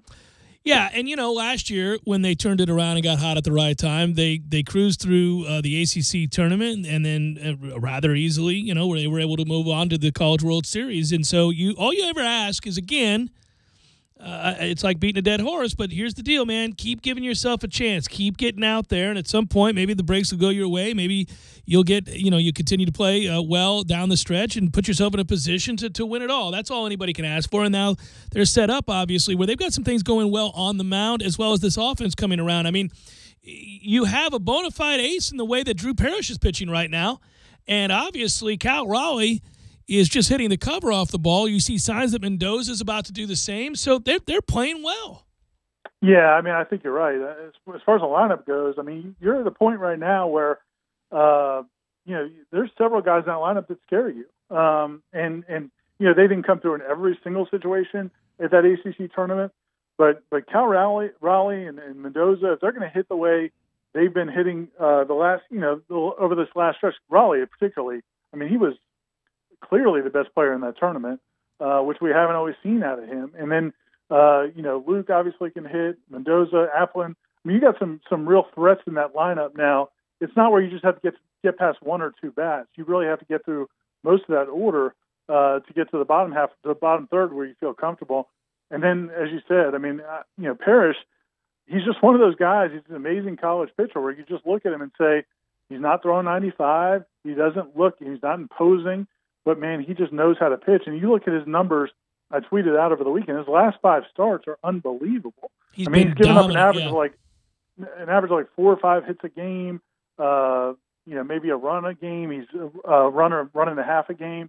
He's his strikeout to walk ratio is probably like 8-1 or 9 to 1. He's just been incredible.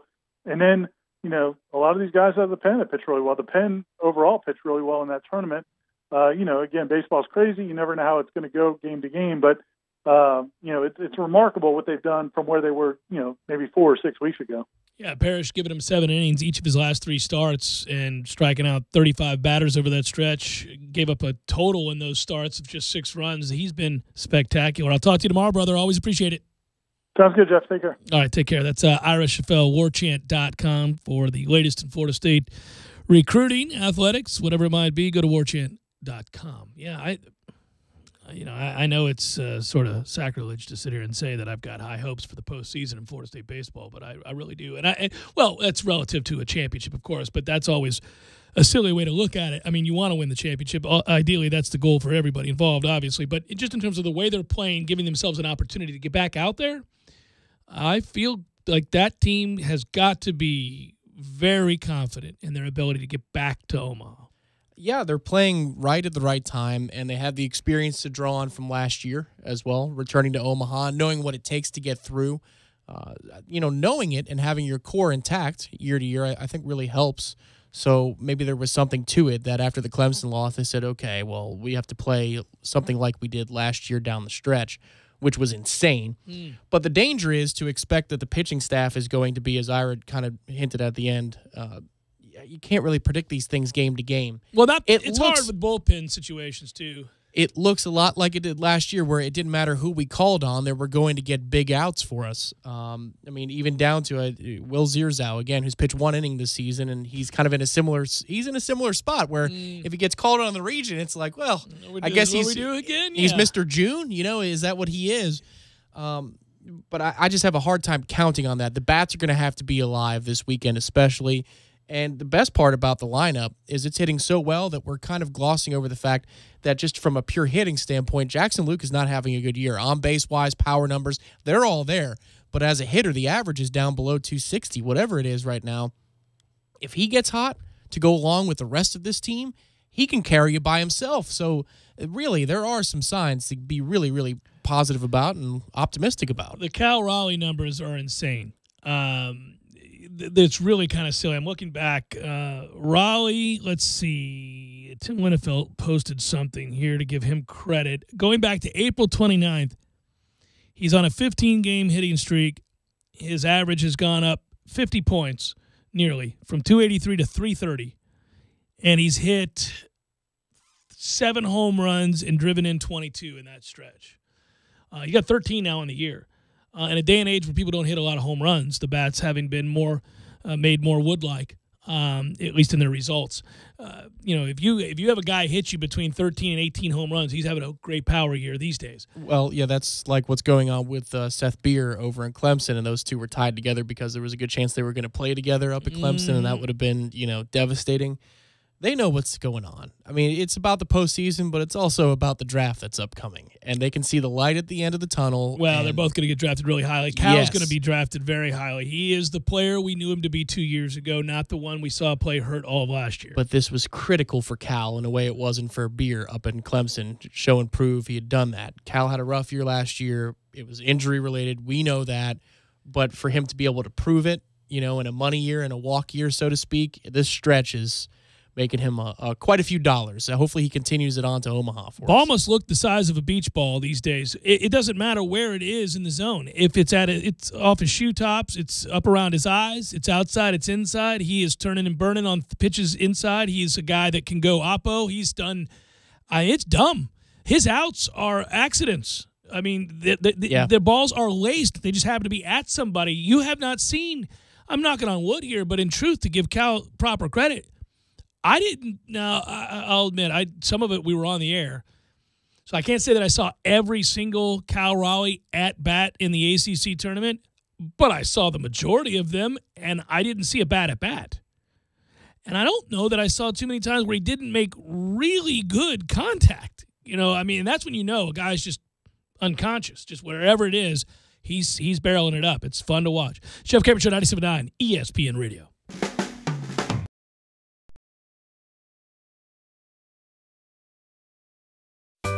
Sorry, boys, I did not have time to pack. We got this. It's right here, guys. We got this. I thought I could handle it. We got this. Moving doesn't have to be a hassle. Call us first at 2 Men and a Truck. No matter the move, home or business, we'll make it a smooth one. I forgot something. We got this. Landowners, your Mahindra dealer is ready to help you save during Mahindra's Red Tag Sale. Enjoy up to $7,900 in tractor cash back and savings, or utility vehicle savings up to $1,700. Plus, Mahindra's industry-leading warranties still come standard. So hurry in for Mahindra's Red Tag Savings.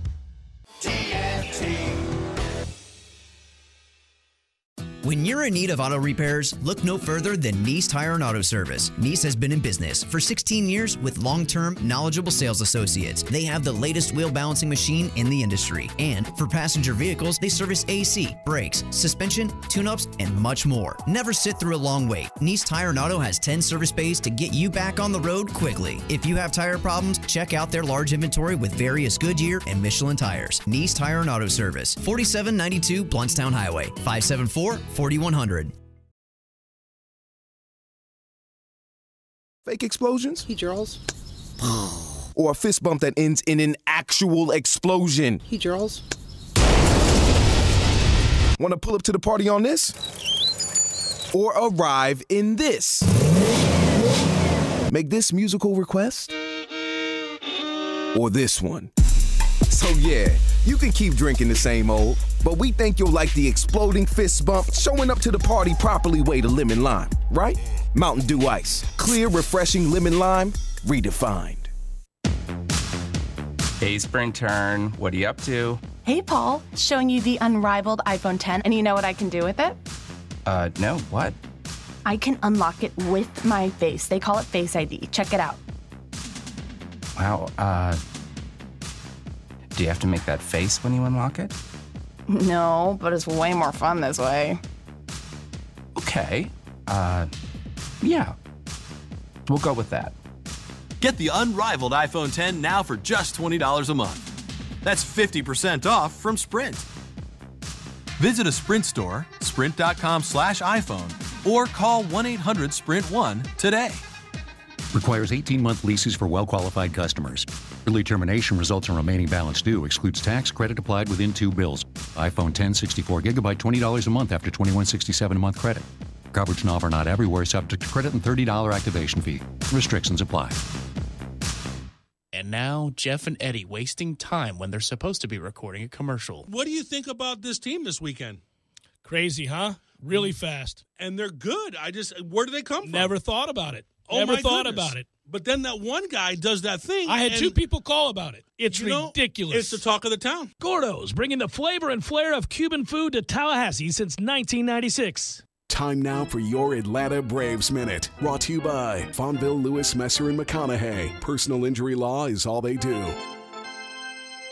Memorial Day Monday at SunTrust Park, the Braves split a day-night double dip with the Mets, taking Game 1 by a score of 4-3, dropping the nightcap 8-5. In Game 1, the Braves found themselves down by 2 late, but chipped away with a run in the 7th on a Tyler Flowers homer, and another in the 8th as Ozzie Albies scored on a Nick Markakis sac fly. Then in the bottom of the 9th, with a runner on and 1 down, up stepped Charlie Culberson. 1-2 pitch. High fly, deep left center field. Back is struck all the way to the wall. That ball's gone. Charlie Culberson walks it off with a 2-run home run to left center. And the Braves have their magic again at SunTrust Park. Then in the nightcap, following a 2-hour, 57-minute rain delay, the Mets used a 3-run top of the 7th, evening the series at a game apiece. Offensively, Atlanta was led by Freddie Freeman, who had a pair of hits, extending his hitting streak to 10 straight. Series will continue later on tonight as Anibal Sanchez comes off the DL to take on Steven Matz. Hear the call live from SunTrust Park right here on the Braves Radio Network. First pitch is set for 7:35 p.m. Eastern. With the Braves, I'm Kevin McAlpin for the Atlanta Braves Radio Network. Fonville, Lewis, Messer, McConaughey sponsors Braves baseball so that all of you can enjoy the action. Ever since the days of Hank Aaron and Dale Murphy, we've been Tallahassee's home run hitting law firm. And because we don't get paid unless we win, we want to win every case as much as Chipper Jones wanted to win every game. So when you're injured, don't just trust any law firm to handle your case. Make the call to the bullpen for a trusted closer. To see our stats on the back of our baseball card, visit wrongfullyinjured.com. Fonville, Lewis, Messer, McConaughey. Personal injury law is all we do. This is the Jeff Cameron Show on 97.9 ESPN Radio.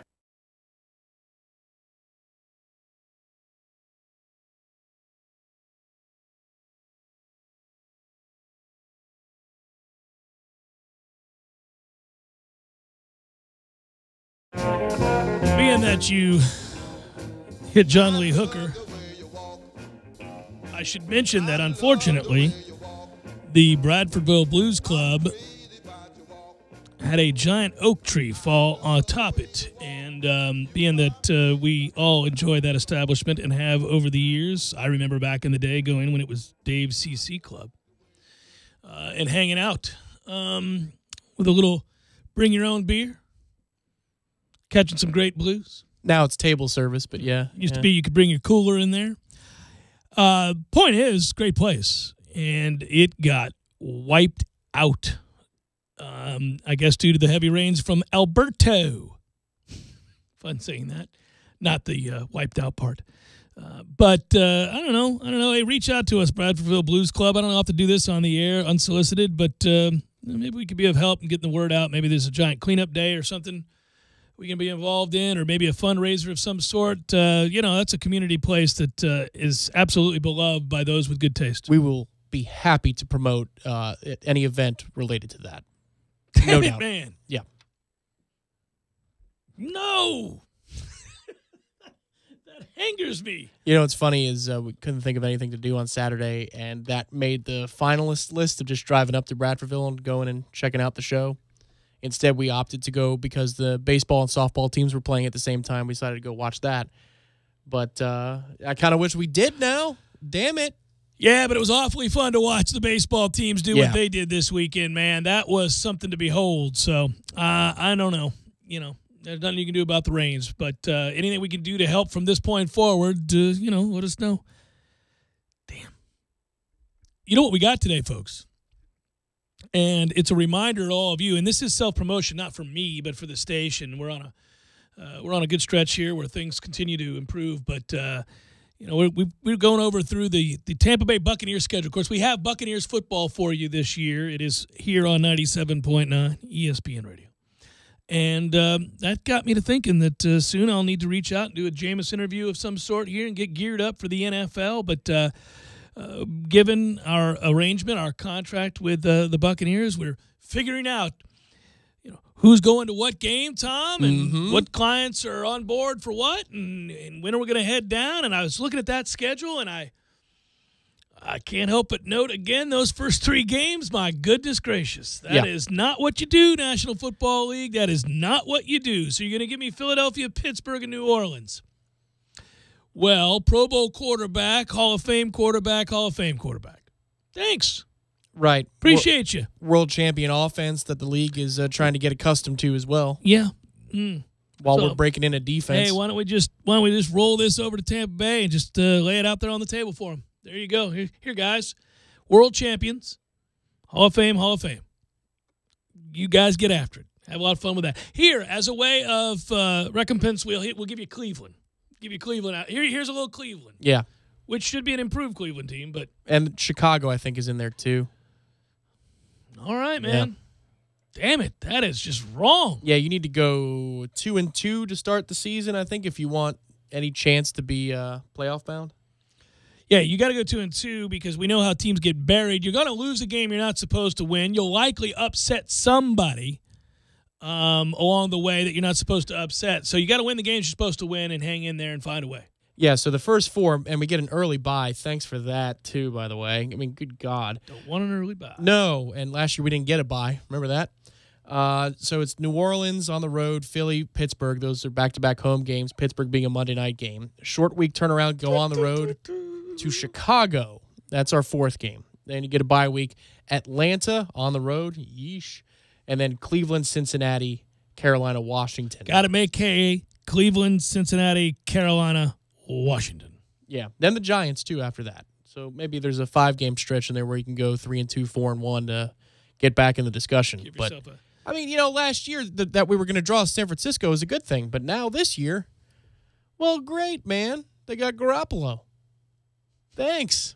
We'll see. I'm curious to see what he is. I think he's a good player, but right now he looks like one of the elite quarterbacks in the league, and nobody's got a real book on him yet, so it should be interesting to see how teams' defenses adjust. He looked every bit the part last year. It's a sneaky December, though. There's 5 Sundays in December this year, so it's sneaky gettable, though, if you focus on home games than division. The Bucs do play. I mean, we beat New Orleans last year at home. We were the better team. Play for play against Atlanta, Monday Night Football last year at home, came up short situations there. But in December, it's you host Carolina, you host New Orleans, then you're on the road at Baltimore. Okay, that's doable. On the road at Dallas. If they shut it down in Dallas, they shut it down big time. And then you host Atlanta in Week 17. That could be for the whole damn deal. That could be 1-4 daunting, or that could be 4-1. All right, let's punch some playoff tickets here. Very difficult, obviously, in May to project, but we can, certainly look at the level of quarterback play for each of those teams and decide that, by and large, that's a formidable schedule, to say the least. Quick college note here. Alabama coach Nick Saban says that he has made news in recent years for blocking his players from transferring within the SEC, and he says he doesn't understand why he's the one taking the heat. Quote, "I don't think it should be on me." 2 years ago, Saban stood in the way of former defensive back Maurice Smith from transferring to Georgia. This year, he's reportedly blocking offensive lineman Brandon Kennedy, who's interested in Auburn and Tennessee. That, according to AL.com. Under current SEC policy, players are unable to transfer within the conference without a waiver. If they choose to do so anyway and don't receive a waiver, they got to sit out a season before regaining eligibility. But not all coaches have enforced the rule. Will Muschamp, for example, at South Carolina, allowed running back David Williams to transfer to Arkansas. If we agree in the SEC at these meetings that we're going to have free agency in our league and everybody can go wherever they want to go when they graduate, and that's what's best for the game, then I think that's what we should do, said Saban. Brandon Kennedy can go where he wants to go, but if we don't do that, why is it on me? Because we have a conference rule that says he can't do that. He can do it, but he's supposed to sit out a year. So why is that on me? It's not even my decision, everybody. It's a conference rule. I always give people releases. He has a release to go wherever he wants to go, but the conference rule says that he can't go within the conference, so why, again, is this on me? Saban's pissed. I like it. I've never thought about this in the way that they're talking about it here. I feel like if you're a graduate, you should be able to transfer anywhere you want, no matter what, period. Like, that's the end of it. Yeah, I agree. You've fulfilled your obligations as a student athlete. Yeah, his concern, he says, is that if there aren't restrictions on transfers, then players will leave programs at the first sign of adversity. But that wouldn't apply to graduates because they've graduated. Right. This is another graduate. This is a kid who's completed his undergraduate studies. He's walked, so to speak. Yeah, the Brandon Kennedy kid. If he's in his undergraduate, term, then no. Then this is a non-issue. This has to be an issue because he's graduated from Alabama, and there is a rule. I feel like all graduates can transfer wherever they want. That should really not even be a sticking point. Undergrads, a little bit different story. Then again... Well, but it also depends on where the university policy or the conference policy stands on 2-year or 4-year offers or one. I mean, what are these? Are these renewable offers? Are they 4-year standing offers? Remember, we were talking about that in the offseason a couple seasons ago about the changing landscape of the 1-year renewable offer up to undergraduate degree at 4 years. If I give you a 4-year offer, you're locked in. You could be the worst player in the world post-high school. And that happens to people a lot, where you say, we need to help this young man find a place where he can thrive. And right. He doesn't need to be here. But you want to transfer within the conference? No. Not even Kentucky. No. If they're just annual renewals. If they're renewals, then we can talk. But that's the problem with the model. Georgia coach Kirby Smart, who, of course, coached with Nick Saban, proposed lifting restrictions on intra-conference transfers last year, said the idea was met with mostly silence. Now he said it's gaining some steam. Quote, most people get a graduate degree from where? Where they got their undergrad or somewhere else? Usually somewhere else, Smart said. So if they're going to graduate school for that purpose somewhere else, I don't see any issue. If they want to do that, they've got to be able to do that. Well, I agree, but apparently that's not the case now, and that's wrong. Well, my question is, I almost feel like you should be obligated more to finish your graduate degree. If you were to transfer to a school for the graduate school, you know what I mean? Like if you're looking for a program at a graduate level that's different or better or whatever it is than the one you're leaving behind. So you want to go to Georgia, but you got your undergrad at Alabama. Is there a study on kids who, yes, they're taking on graduate level courses while they're at Georgia? Do they actually get their graduate degree? Do they finish it, or are they there for a semester? But you can't enforce that. I mean, you can't make somebody... Right. I'm just saying, there's hypocrisy on all fronts here. Right. As there usually is. Like a one-and-done kid in basketball, he goes to courses for the fall, and he can blow off courses in the spring. By the time he's ineligible, he's a lottery pick in the draft. So do kids go and they show up, and they just take fall courses for their graduate degree, and then the hell with it? I'm done.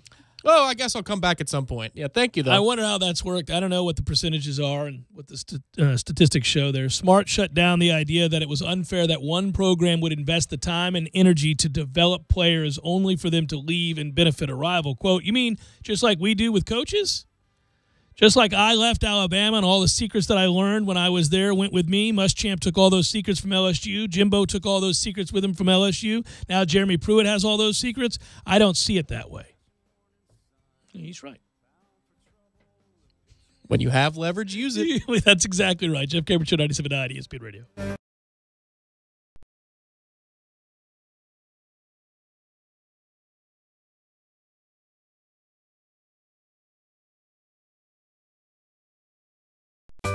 Sorry, boys.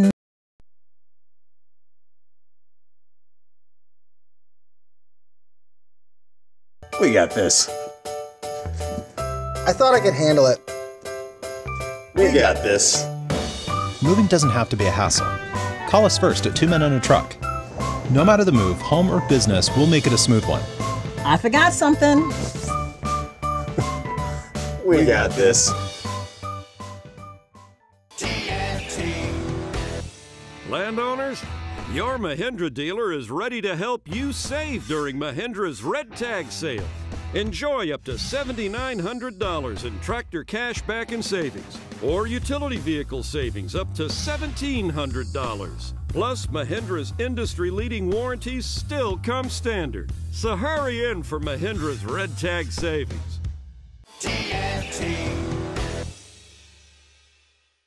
When you're in need of auto repairs, look no further than Nice Tire and Auto Service. Nice has been in business for 16 years with long-term, knowledgeable sales associates. They have the latest wheel balancing machine in the industry. And for passenger vehicles, they service AC, brakes, suspension, tune-ups, and much more. Never sit through a long wait. Nice Tire and Auto has 10 service bays to get you back on the road quickly. If you have tire problems, check out their large inventory with various Goodyear and Michelin tires. Nice Tire and Auto Service, 4792 Bluntstown Highway, 574-4100.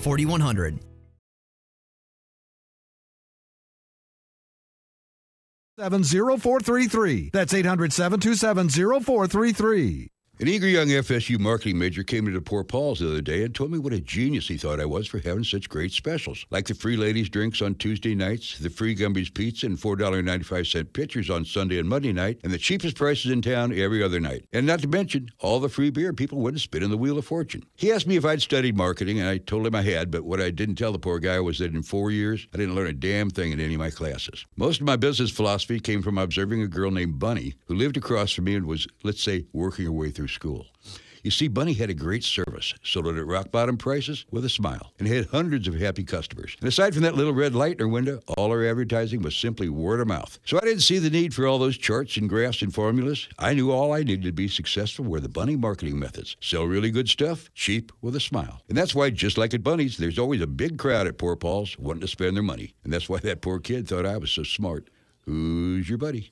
Haven't you always wanted to try a stand-up paddleboard or use the best fishing kayak in the market? On Saturday, June 2nd, the Wilderness Way will have a demo day from 10 a.m. to 2 p.m. at TNT Hideaway, located on the Wakulla River. You can test paddle stand-up paddleboards, including the Hobie Mirage Drive Eclipse, a demo day special price on the big SUPs sold at the demo. There will also be fishing kayaks from Jackson Kayaks, Bonafide, and Hobie. Contact the Wilderness Way at 850-877-7200 for more information or directions to TNT Hideaway. Don't miss this opportunity on June 2nd from 10 a.m. to 2 p.m.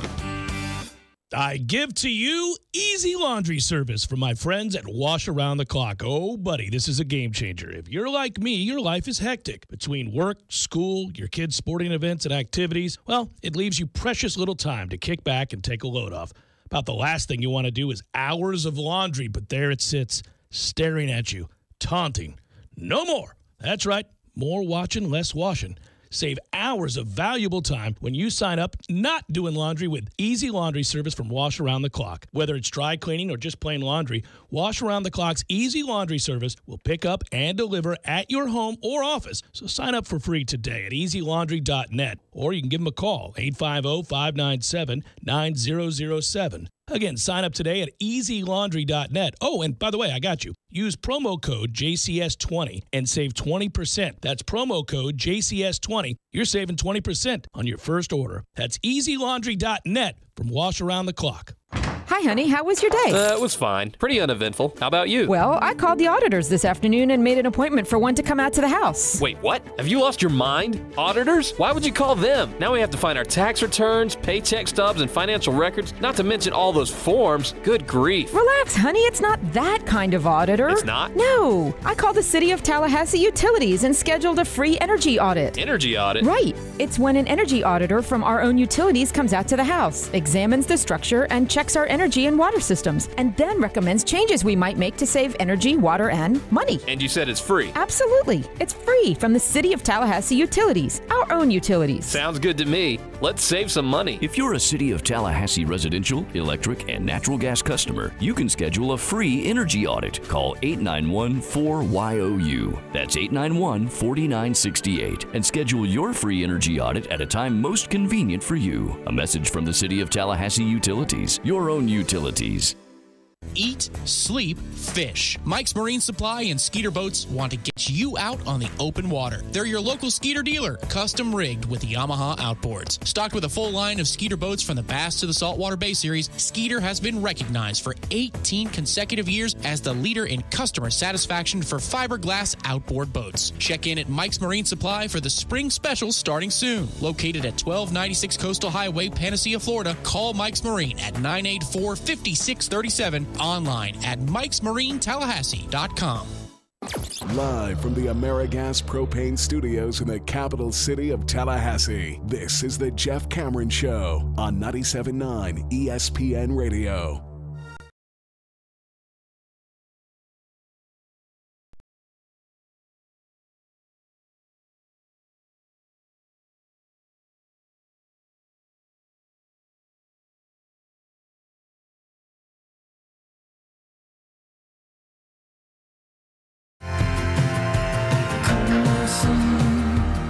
Jeff Cameron Show 97.9 ESPN Radio. Have you looked at that whole field?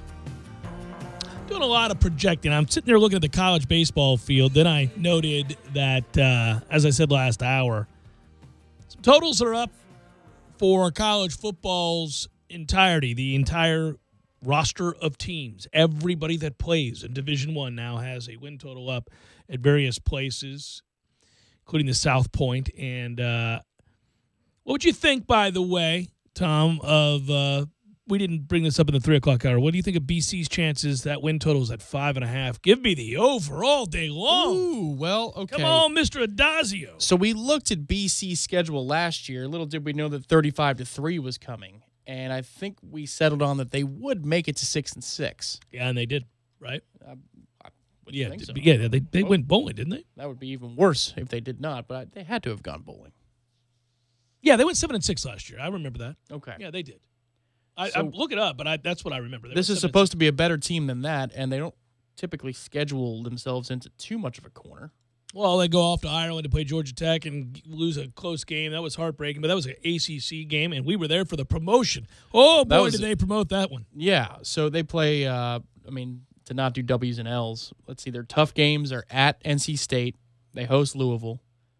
They host Miami off a bye. Do you recall the biggest game? Yeah, by the way, do you recall the biggest game of last year? Wasn't it we were sitting there looking at, was it like Delaware or something where we went, this is going to be the big one. They got to find a way to win this one. Central Michigan, maybe? Something. It was like, it turned out to be a war, and they won it, but it was by 3 or 6 or something, and we knew. We circled that game like, okay, this is the game you got to pull off for bowl eligibility. Well, Central Michigan was a big game for them, and they won that game going away 28-8. The Connecticut game was also another one we circled. What was that score?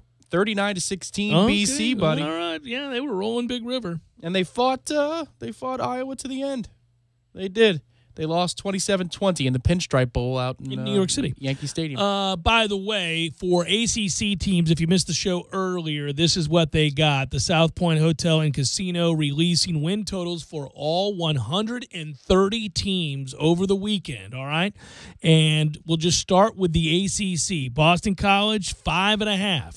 Clemson Tigers, 11. This will let you know what Vegas thinks. By the way, this will make you cringe. You might recoil when I say this to you aloud.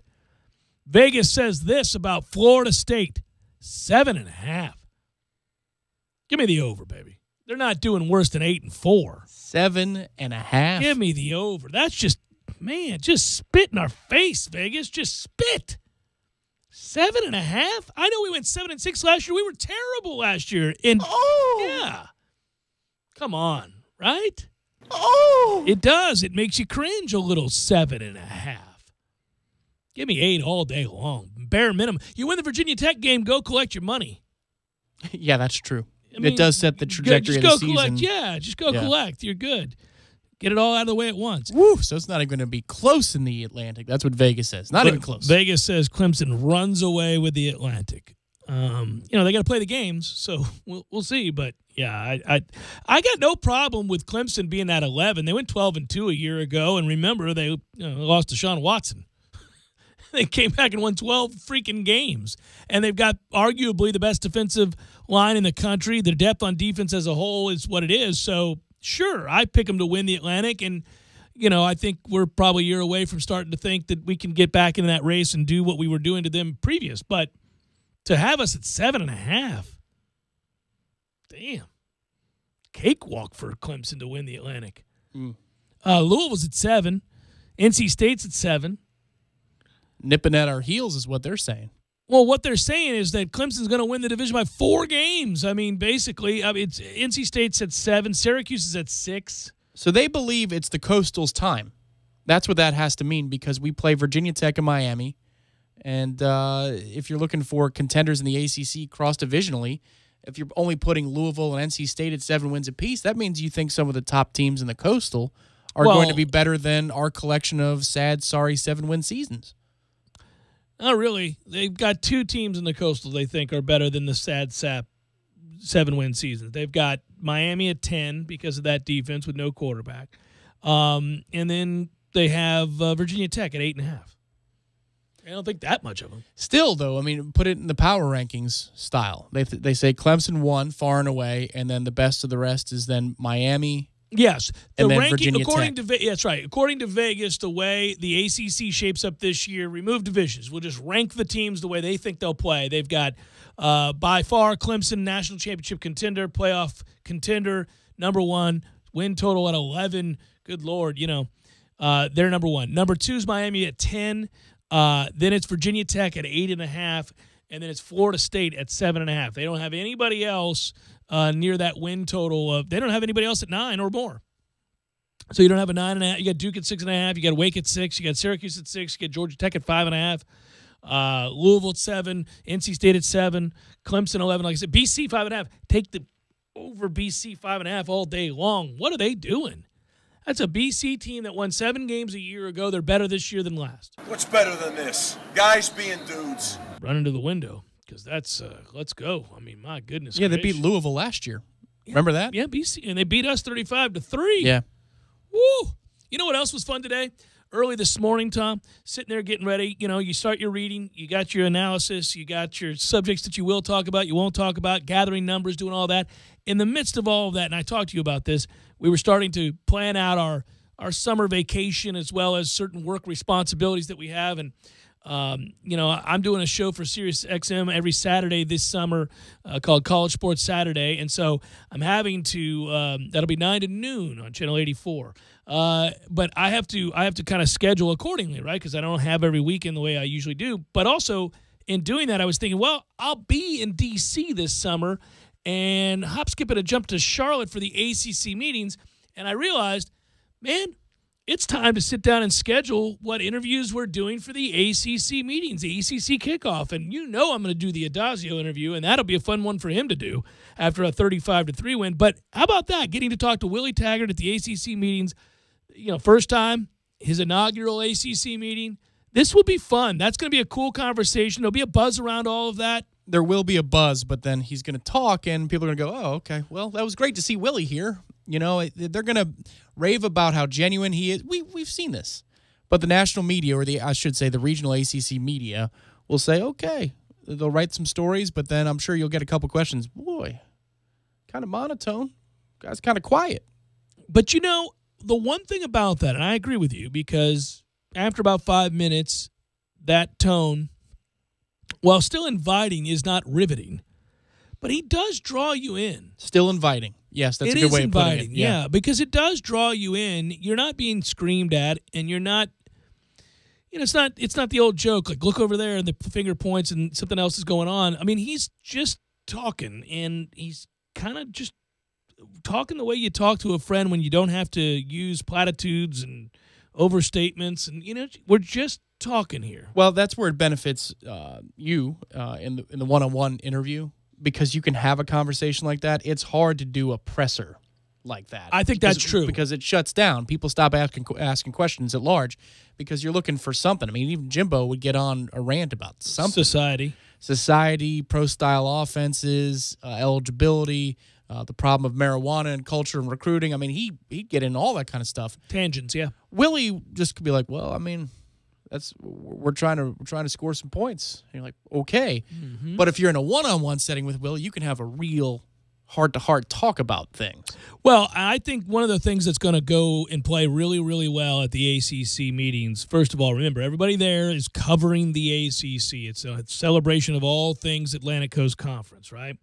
And that always includes storylines, successes. There's usually a talking point of what the conference has done well, and mostly ignoring anything that is lacking within the conference. But when you bring in a new coach at a high profile, if not the highest profile school, certainly in the conference, historically speaking, as opposed to what Clemson currently is, right? People are going to want to talk to him. And I think what's going to play well is his earnest approach to talking about football, recruiting, academics.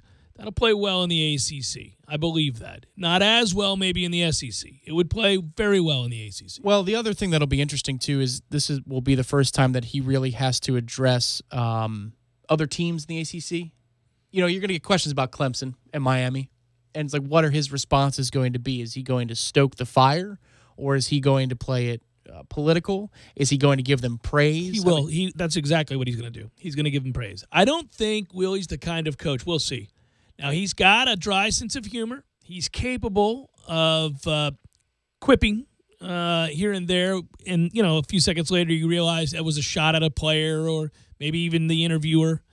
But for the most part, I think Willie thinks so highly of Florida State and what we're capable of, and it's his dream job, etc., that he feels it's like being comfortable in your own skin. It's, understanding that others can do things well and you can praise them for it, and it's not you feeling at a disadvantage or that in some ways you're lacking. And I think that will be his approach.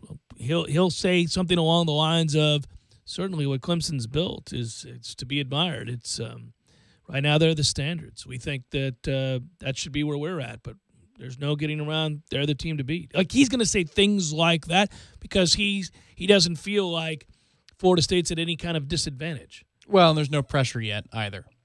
If Clemson beat you a couple of years, maybe you're at your wit's end and you're willing to throw something out there. But this is an exploratory year, too, as a coach, where house money if you beat Clemson. Oh, goodness Major gracious. house Can money. you get off to a better start in your career? Other than what Jimbo did time and again against the University of Florida and Miami, which is to beat them every single time but one. Right. It's not easy to do. It's a lot harder now. I think given if you look at the 5-year projection, Jimbo, we didn't know at the time, but he was catching Florida at the perfect moment. Florida was on the way down. Miami was already buried. Yeah, Miami was already dead and buried. However, we came close a lot of times and we finished the job. So rivalry games aren't easy by default, especially that Miami series. Sure. I mean, you're a couple of plays away 2 or 3 years in a row against Miami where we could have lost. I don't want to go so far as to say should have. No, but we didn't lose, though. Nope, won those games. Ironically, the one Miami finally wins is one they shouldn't have won, where Florida State was the better team. Right. Kind of on paid that back day. for 3 years of It might have skirting. been frustration, yeah. Well, alas, I was there, and you'll be there this year, down in Miami, where you'll get to feel their hate all around you. Oh, and it's palpable. You can feel it. Well, they'll have an arrogance about them this year. It's kind of when you want to go to that game, by the way. It's a great joy to be in attendance when Chris Thompson goes 80 yards or 90 yards, whatever it is, not once but twice, in a game that they thought they were going to win and win big. And instead it's lopsided the other way. And the recognition that they've got miles to go before they sleep. Final hour, forthcoming. Stay with Jeff Cameron, Show 97.9 ESPN Radio.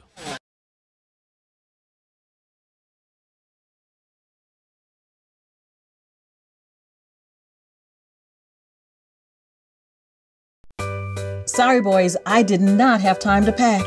We got this. It's right here, guys. We got this. I thought I could handle it. We got this. Moving doesn't have to be a hassle. Call us first at 2 Men and a Truck. No matter the move, home or business, we'll make it a smooth one. I forgot something. We got this. Landowners, your Mahindra dealer is ready to help you save during Mahindra's Red Tag sale.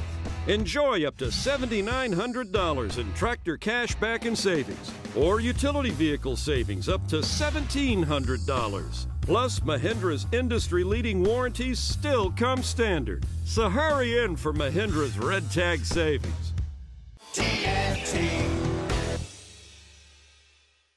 When you're in need of auto repairs, look no further than Nice Tire and Auto Service. Nice has been in business for 16 years with long-term, knowledgeable sales associates. They have the latest wheel balancing machine in the industry. And for passenger vehicles, they service AC, brakes, suspension, tune-ups, and much more. Never sit through a long wait. Nice Tire and Auto has 10 service bays to get you back on the road quickly. If you have tire problems, check out their large inventory with various Goodyear and Michelin tires. Nice Tire and Auto Service, 4792 Bluntstown Highway, 574-4100. Foundation, Hieronymus Technologies, Monogram Art, Rebels Midtown Boutique, Tallahassee Chiropractic and Injury Clinic, and Waterstone Mortgage. The Chamber is proud to support over 1,400 local businesses representing over 60,000 employees. For information on how your business can be a part of the Greater Tallahassee Chamber of Commerce, contact Corey Melton at 850-521-3104. Once again, contact Corey Melton at 850-521-3104.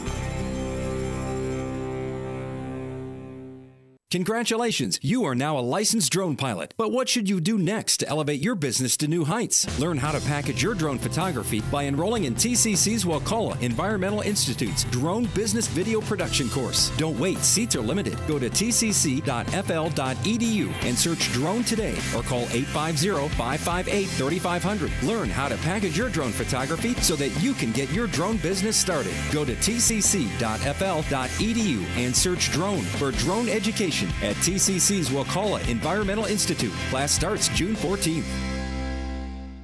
Working their way into the summer, DeWalt and Cornerstone Tool and Fastener are turning up the heat. Buy one DeWalt 20-volt Max XR lithium-ion brushless premium hammer drill and impact driver combo kit with two 5-amp-hour batteries and receive $100 off instantly. And you get one of the following DeWalt Bare tools for free: a 5-inch grinder, recip saw, or an LED spotlight. That's a 3-piece kit. Come check out all the new DeWalt products at Cornerstone Tool and Fastener. And while you're there, check out the most powerful cordless kit on the planet, GoVolt FlexVolt. Cornerstone Tool and Fastener, 1110 Stuckey Ave and 3269 Crawfordville Highway. Shot, save, rebound, score! The playoffs are here. The Corner Pocket is your home all spring long for all the heart-pounding moments in the NBA and Stanley Cup playoffs. It's held in a shot, save, rebound, The Corner Pocket on Appalachia Parkway next to Earth Fair is your headquarters for Trivia Tuesdays, Beer Bingo Thursdays, and of course, all the moments you'll never forget. For the championship! The Corner Pocket Bar and Grill, 2475 Appalachia Parkway. Tallahassee loves the Corner Pocket. Driving every day from the AmeriGas studios in the capital city of Tallahassee, this is 97.9 ESPN Radio, WTSM, Woodville, Thomasville, Tallahassee. ESPN Radio Sports Center. I'm Christine Lisi. At this hour, Cavaliers coach Ty Lue said today he's not sure if forward Kevin Love will be available for Game 1 of the NBA Finals Thursday against the Warriors. He remains in the concussion protocol. Love sat out the win over the Celtics in Game 7 of the East Finals with that concussion. Warriors forward Andre Iguodala recently had a second opinion on his injured left knee and is still trying to figure out what's wrong. He plans to search for a remedy in the coming days, and his status for the opener is unknown. Iguodala's missed the last 4 games with the injury. Warriors center Draymond Green, who rolled his leg in the Game 7 win in Houston last night, expects to be available Thursday. Golden State installed as a minus 1,000 favorite to win the series by Westgate Superbook, with Cleveland at plus 650. For the Cavaliers to have a shot, it can't be just the LeBron James show, says Hall of Famer Clyde Drexler. What I do see is LeBron James having to shoulder a big burden against a team like the Warriors that have many guys that are going to show up. Now, as Shaq says, those others have really got to show up for the Cavaliers, and if they don't, it's going to be a short series. Clyde Drexler on Get Up. Coverage of Game 1 of the NBA Finals Thursday, 8 Eastern, ESPN Radio, ABC, and the ESPN app. Capitals forward Tom Wilson will not have a hearing with the NHL for his late blindside hit on Golden Knights center Jonathan Marchessault in Game 1 of the Stanley Cup Final. Wilson, who does have a history of borderline hits, got a 2-minute penalty for interference. Marchessault went through the concussion protocol and later returned to the game. Baseball, Mets right-hander Noah Syndergaard heading to the DL with a strained ligament in his right index finger. Serena Williams, in her comeback to Grand Slam tennis, rallied in the first set tiebreaker at the French Open today on the way to her straight sets victory.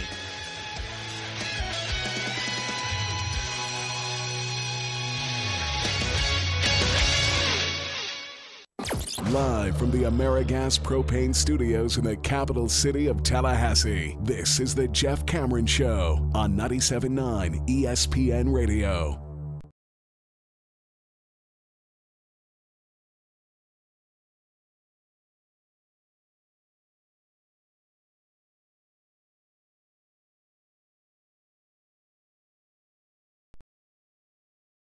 Final hour of the Jeff Cameron Show, at least for today. Thanks for tuning to it. I would say Happy Lawn Maintenance Tuesday, but you ain't doing that. At least not if you're in Tallahassee. I'm Jeff. That's Tom. We're online, ESPNTallahassee.com. That's where you go to listen live. Be the streaming free always. Don't miss anything. Sometimes you miss things. When that happens, you got to get caught up. We post all 3 hours of the program, both to iTunes and in our own audio vault upon the conclusion of the program. Go find them there. Email the show if you want. It's jcs@979ESPNradio.com.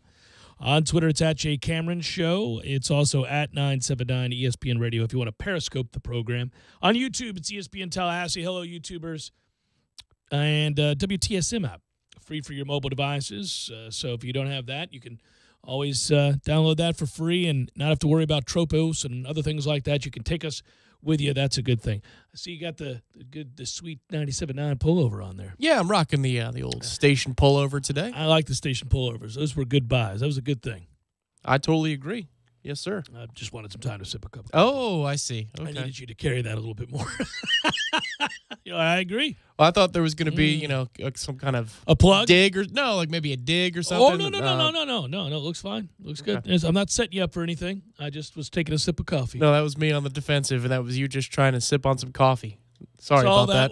That's all that was. I can give the folks 20 seconds of Stanley Cup Finals Game 1 analysis if you want some more. I watched that. That was a goal. I will say this, and we're not going to lead with this, so I'll make it really quick. We'll come back around to that later.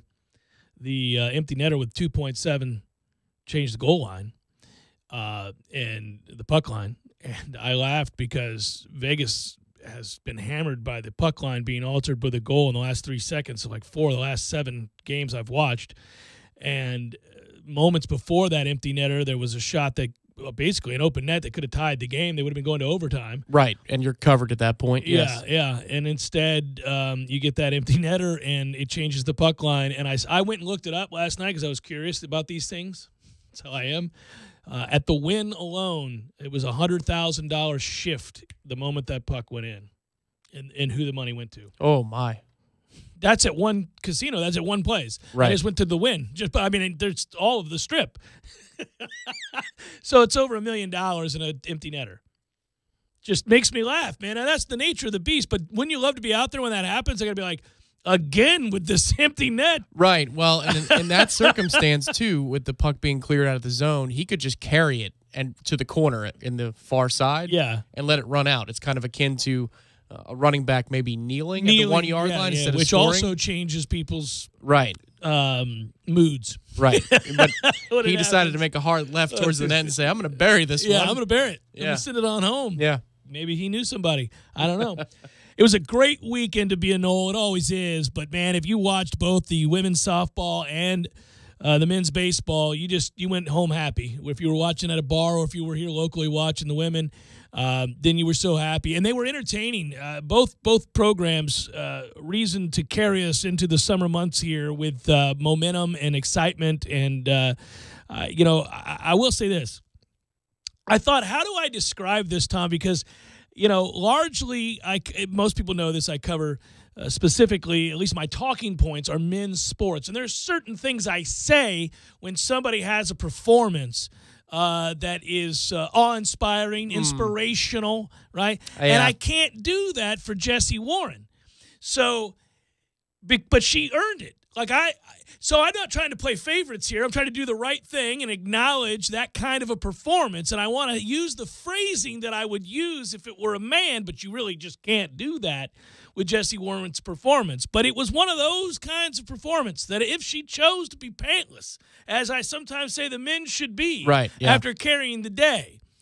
And I'm not suggesting this, Jessie. I'm just saying in order not to be biased, I would say you've earned it. You can do whatever it is you want to do that would express the sort of domination that you unleashed this weekend. How about we morph it into something like Kiss My Ass on Tennessee Street? Right. Absolutely, yes. I mean, 3 home runs, 8 of FSU's 16 runs in the series. It's just ridiculous. All-time career-wise, she's incredible. I think did I see that stat pop up when I was watching? Was that her 80th home run in the ACC, or 80th home run in her career? That wouldn't surprise me, considering she's been all ACC first team 81. all 4 seasons. I looked it up. I looked it up. 81 She's the all-time ACC home run champ. Yeah. I knew that. But I thought I had jotted it down at the time because I knew I wouldn't remember it. Because I'm not going to sit here and lie to you like I know the women's softball team stats. But I saw her domination. I saw their domination. I note that they will meet number 3 UCLA, the 3 seed out there at OKC. But 81 home runs, sweet Jesus. The one that was deep into the night when the score was tied at 0-0. Yes. Woo! Deep into the night, indeed. That's the thing. You know, I was glad last week that I was running the board for Front Row Knowles because I'm aware of Florida State's big players across sports. I am too. And we get to deep levels of the postseason, as we've talked about, in just about every sport, it feels like, which is awesome. You know who doesn't? NC State. They don't get to anywhere, ever. I saw a stat this weekend that cracked me up. They haven't played for, won a division, even sniffed an ACC title in anything in forever. They just suck. But go ahead. Boston College, too. BC has a bit of a rough go at stretch, things. but yeah, I'm just not even competing for. So I know who they are, but the numbers are just staggering in the career achievements. And so when they had Jesse on last week, you know, Tom is running through, Tom Block, everything. And I go, holy smokes. Oh, it's unbelievable, right? So, but what does that do? When you really grasp the greatness of somebody that's playing currently, okay, so I show up to the Corner Pocket on Saturday to watch the baseball game. Softball is on as well. In fact, softball has the house audio on because people are locked in to the Super Regional. Well, it's also a right to go to the College World Series as opposed to a conference tournament. Versus a conference tournament. Yeah. So the sound is on for that game, but she's up to bat. Okay. And she delivers. Well, what happens? Because I've been, you know, I've learned about this. about Well, you're this. able to regurgitate those numbers. And I lock in. Instead of, oh, that's fine. And she's one of our, you know, she's leading off for us. Obviously, they want to give her more turns. But, okay, now I'm locked in. She hits a home run. Of course she did when I sat down. I mean, it was in the middle. Hit 3 of them over the weekend. Right. It was in the flow of game 2. It wasn't the beginning, but she hits a home run. Well, now I'm in. And guess what I did? I stayed and I watched both games into the night. It was a good time. People were locked into the softball. Meanwhile, the baseball team holds off Clemson. Well, yeah, and then goes on to win the game against Louisville. There's a lot to really like about the way that the men's team's playing, too. I start with the ladies because they're off to the College World Series, and that's a big damn deal to be out to OKC again, especially when they lost Alex Powers. And you know, the thought being that they were not going to be nearly as good this year as they were just a year ago. And I know in reading the clippings leading up to the regionals that they were you know, this was their goal, to get back to have an opportunity to do this, and to see them do it, obviously, congratulate them. They lost Jessica Burrows, a pitcher whose numbers were staggering. So, again, I'm not as familiar with the program. I know their successes. I know when they've done well. I am familiar with some of the better players on the teams because you hear their names more frequently. I knew they had lost, but I didn't realize to the extent that Jessie Warren owned some Florida State records and some ACC records and a domination, and then for her to go out and do it on the biggest stage or on a huge stage like this when they had to have it, that's absolutely huge. So congratulations to the women's softball team, who now we hope, knock on wood, will win it all. After a measure of revenge on Saturday, too, they played the doubleheader, of course, because of Sunday and Monday's weather. They said, the hell with it. We don't care how late it goes. Let's get it on and play, which helps Florida State in that moment, you know, because you have an emotional extra innings victory, and then, all right, the wind is out of the sails for LSU because they came all the way back, hit a grand slam to tie the game. And then lose. Right, they lose. So the emotion, heartbreaking. It carries over. But it's also, they downplayed it, a measure of revenge because LSU was the team that eliminated Florida State last year at the same stage. Well, congrats to them. Now we'll be locked in when they do play in that Women's College World Series in Oklahoma City, and that's exciting. That's exciting to get back. It's exciting. I just love to see dominance of any kind, and she is certainly that. So good for them. The men win as well, and they're on a roll too, by the way. I believe that's 10 of 11 now, and 15-1 in their last 4 ACC tournaments is dropping it on the table, I'd say. Those are big games, I might add. They're not the biggest of games. More important games certainly are in regionals and College World Series, but they're big games. So for the he can't win big games crowd, there's a whole bunch of winning big games right there. Well, the Clemson one was the biggest one, and obviously you can say that now in retrospect, given that we're paired with Clemson. So if we make it out of the regional weekend, we host Clemson. So, yeah, I don't mean it for that reason, though. In the moment, it felt big. You know, you kind of knew that the national seed was on the line right then and there. because it puts you at 2-2 against that Clemson team for the season. So if you need to give one team the nod over another, here you go. It's either 3-1 for Clemson or 2-2 for us, and we have a chance to finish the job on Sunday. No, you're right. You could feel the Ashley Schaefer tension in the air all game long on Saturday. Sunday was a little bit more free and easy because there were runs scored back and forth, and you knew that even 6 or 7 wasn't going to do it. Wasn't going to do it, yeah.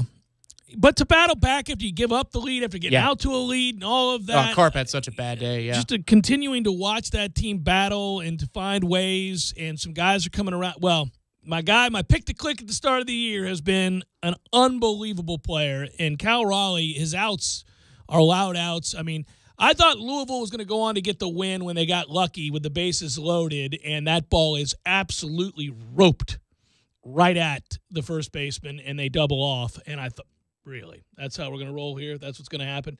But as it turns out, obviously, the Noles kept swinging. The thing that gave me hope was that the kid who got out of that jam afterwards, he runs a little hot. And usually those guys have control issues. There's just something about demeanor. Like he's celebrating like they just won the ACC after they get out of that jam, which was largely predicated by Raleigh's double play. I was just going to say, a fortunate getting out of. It's not like they did anything. But you got a kid, he's acting like K-Rod after that innings. And I'm like, well, all right, leave him in there. And let's see if he runs into any trouble. And sure enough, yes, base runners were they weren't foreign in that game.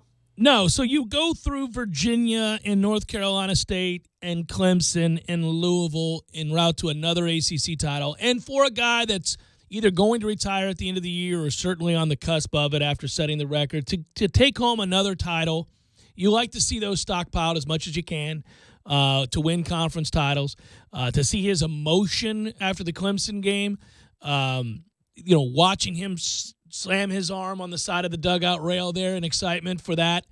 I was happy for him. I was happy for them. I was happy for the program again hosting, because we love rolling over to Dick Howser Stadium for regional play. He does things like that every once in a while, Mike Martin, where you realize that he's not as old as he gives off sometimes. He has the aw shucks, and he talks really slowly, and then when he goes out to the mound, it takes 20 minutes. So you feel like, my God, this guy he can't move around. And you hear stories about him, he loves to golf. Well, how the hell does he swing a club if this is how slow he moves? No, when he needs to move quickly, he can. I remember when he separated, I think it was Gage West, but don't hold me to that. Yeah. It was UCF and Florida State. It was probably 6 years ago now. And they were going to get into a brawl behind home plate, a college baseball brawl in the modern day. It was going to happen. Nice to see. And he scruffed a kid by the neck and yanked him about 15 feet. Like it was nothing. It was the old man strength, but he did so, and he was like a cat with it. Well, the old rules, it would have been whatever. The new rules, you're like done for the year. So in recognizing that moment, the old man found it. I'm sure I got the name wrong, but it was a kid who hardly played at all, and he scruffed him. So he is a little bit quicker than you might think, and he beat the hell out of that pad in the first base dugout. That's for sure. Thing of beauty for the first game in the NCAA Tallahassee Regional. Obviously, Florida State top seed there will take on 4th seeded Samford. For folks that don't know, weather permitting, Friday at 7:00. The number 2 seed in our regional is Mississippi State, and they'll meet number 3 seeded Oklahoma at noon. We plan on talking to Mike Martin Jr. this week, as we're wont to do. Oftentimes, just before the season, we do a middle portion of the season sometimes, but certainly before we venture into the postseason, we do that. We'll have him on again this week and maybe do some form, if he's got the time, of long-form conversation. It's a challenging regional when you look at Mississippi State and Oklahoma, not to overlook Samford, but it's a challenging regional for 2 reasons: the quality of the middle seeds and the weather, because who knows how many stop-starts and delays we're going to have in all of this. It's going to potentially be very frustrating from what I can tell. I'm not a weatherman, and they get it wrong half the time too, but it doesn't look good. No, it doesn't. But the good news is that this is mirroring last season in this sense. There's a lot of pitchers pitching pretty well towards the end of the season. Carp being the exception. At the right time. Again, they're hot. They've won 10 of the last 11 games. They've won a lot of close games against quality teams. They're finding ways to win. They're pitching well. They're getting the timely hitting. Some of these things come and go over the course of a long campaign, but when you're doing it more often than not late, obviously everybody buoyed by that, the confidence that's infused there. You can hear it in the comments post-games. Parrish said as much. Others talking about how comfortable they feel at the plate. So you've got a nice combination going here. I know we had a bases-loaded walk on Saturday, but for the most part, the control has not been an issue throughout the staff either, which in this time of year, every base runner matters. And that's why our approach, especially in regional weekends, seems to win out for me. Because by the time you get to Game 3 or Game 4, if you're pushed that far, now you're facing, not a great pitcher. Not the depth of arms typically. So if you're not bailing them out, what's going to happen? I mean, in this game, it's kind of come back full circle, right? I mean, now it's not crazy to see 8 to 10 runs, where it was there for a few years in a row with the dead and bats.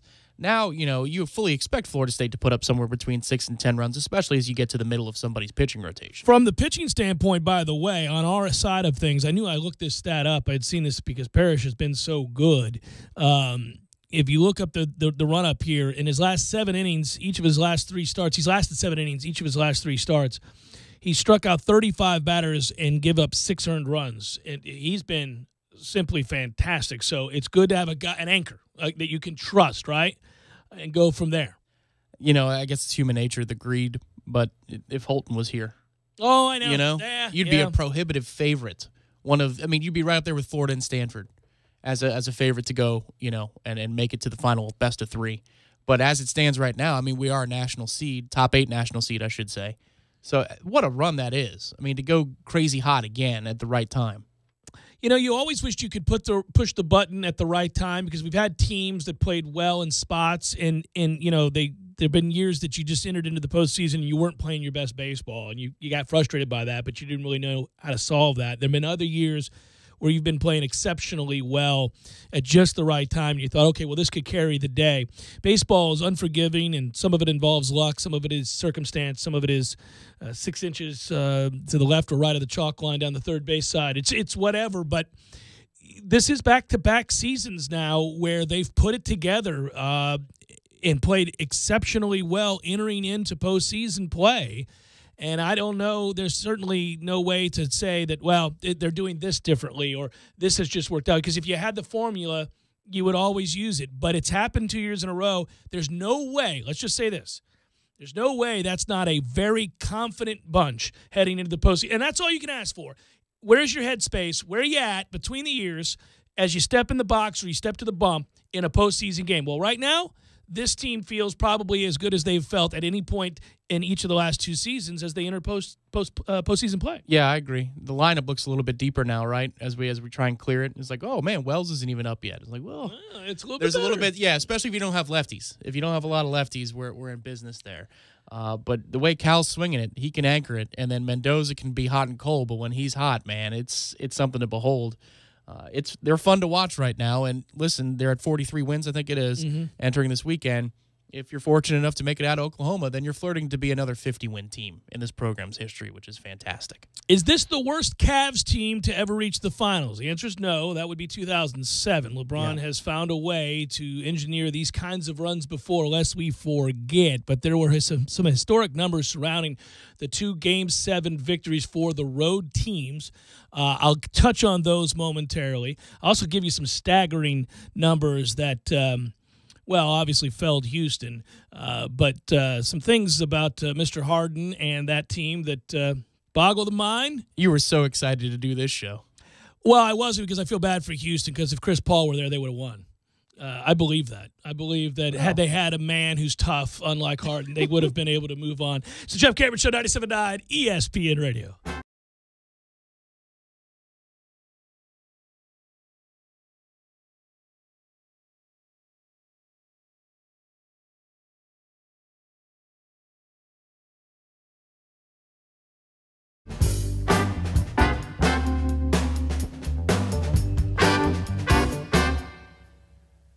It ain't bragging if it's true. It ain't bragging if it's true. Commercial lawnmowers don't have odometers, but if they did, you might be surprised to see you could be mowing thousands of miles a year. That's why Gravely zero-turn mowers are built for the long haul. So when you're mowing the equivalent of Miami through Kentucky bluegrass country, all the way to Seattle, and back again every year, you can count on your Gravely zero-turn mower to get the job done, mile after mile. Gravely, built to mow the distance. Over 150 new zero turns in stock. Visit TNTSupercenter.com to view inventory and pricing. In Thomasville, Georgia. Landowners, your Mahindra dealer is ready to give you special savings on the toughest tractors and utility vehicles on earth during the Mahindra Red Tag Sale. Hurry in for up to $7,900 in cash back and Red Tag savings. Only from Mahindra. Up to $7,900 in cash back savings. Visit TNTSupercenter.com to view selection. Offer with approved credit. See dealer for details. Program restrictions may apply. In Thomasville, Georgia. I'm Fred Conrad, and I'm a criminal defense lawyer. I believe your freedom is too important to trust to an inexperienced lawyer. For over 20 years, I've successfully defended those accused of DUI, drug offenses, and a host of other misdemeanor and felony offenses. My office is located in my hometown, and as a third-generation Tallahassee native, former local prosecutor and law enforcement instructor, I have the skills and experience necessary to handle your case. When you call my office, you will talk to me, and I'll personally handle your case. So don't blow it. Call me at 222-4005 or go to fredconrad.com. Get your weekend started right here on 97.9 ESPN Radio. Saturdays at 6 a.m. with Fishing Florida Radio. Listen to the three amigos, Boudreaux, Steve Chapman, and Captain Mike Ortega as they catch you up to speed on what's new and biting in the North Florida region. Big-time guests, celebrities, interviews, and 3 hours of the fishing info you need. Fishing Florida Radio is brought to you by Sea Quarters Marina off Highway 98 in Carabel. Sea Quarters Marina, your full-service marina. And presented by Hobbit American Grill and Mike's Marine Supply. A message from the Nissan meetings in Orlando. The sales numbers just came in. As of a few days ago, Kraft Nissan Tallahassee was #1 in the entire Atlanta region for month-to-date sales. I repeat, up against every dealer in Atlanta, in South Georgia, and North Florida, Kraft Nissan is leading the pack. So what does this mean? It means that here at Nissan, we are offering Kraft Nissan special promotional pricing and a special allocation of cars. We did not make this offer to any other dealer in the country. Please see the dealer for complete details on the many price-saving metrics available to you. Prices never before seen should make for a robust month-end push at our top dealership. The folks at Kraft are saying thank you in a big way. If you buy any new Nissan before June 1st, you will not only get unheard of, not found anywhere else savings, but Kraft Nissan will give you a free 5-day, 4-night cruise, absolutely free. It's their way of saying thanks. Cruise Nassau, Bahamas or Cozumel, Mexico for 5 great days. And it's on your friends at Kraft Nissan. Limited time offer only available at Kraft Nissan, Tallahassee, Florida. When you're in need of auto repairs, look no further than Nice Tire and Auto Service. Nice has been in business for 16 years with long-term, knowledgeable sales associates. They have the latest wheel balancing machine in the industry. And for passenger vehicles, they service AC, brakes, suspension, tune-ups, and much more. Never sit through a long wait. Nice Tire and Auto has 10 service bays to get you back on the road quickly. If you have tire problems, check out their large inventory with various Goodyear and Michelin tires. Nice Tire and Auto Service, 4792 Bluntstown Highway, 574-4100. Nice Tire and Auto, just minutes away from FSU campus. Barry knows cool, he's keeping you comfortable. Barry knows cool, you can put him to the test. Summer temps in Tallahassee can mean extra stress on your AC unit. Let Barano Heating and Air Conditioning help with their Total Comfort Service program. Visit BaranoAC.com for info. You'll also find money-saving rebates, energy-saving tips, online scheduling, and more. Turn to the experts at Carrier and Barano Heating and Air. Call 580-4029. License for CAC 057652. This Day in Sports, brought to you by Superlube. Superlube, 19 Tallahassee area locations. Quick, convenient, no appointment necessary. This Day in Sports History. May 29th, 1980. Larry Bird beat out Magic Johnson to win the NBA Rookie of the Year award. Their rivalry began in college, where Bird won numerous individual awards, but Johnson won the national championship. Bird put up a rookie stat line of over 21 points and 10 rebounds, while Magic averaged 18 points, almost 8 rebounds, and 7 assists. This is the Jeff Cameron Show. Jeff Cameron Show on 97.9 ESPN Radio.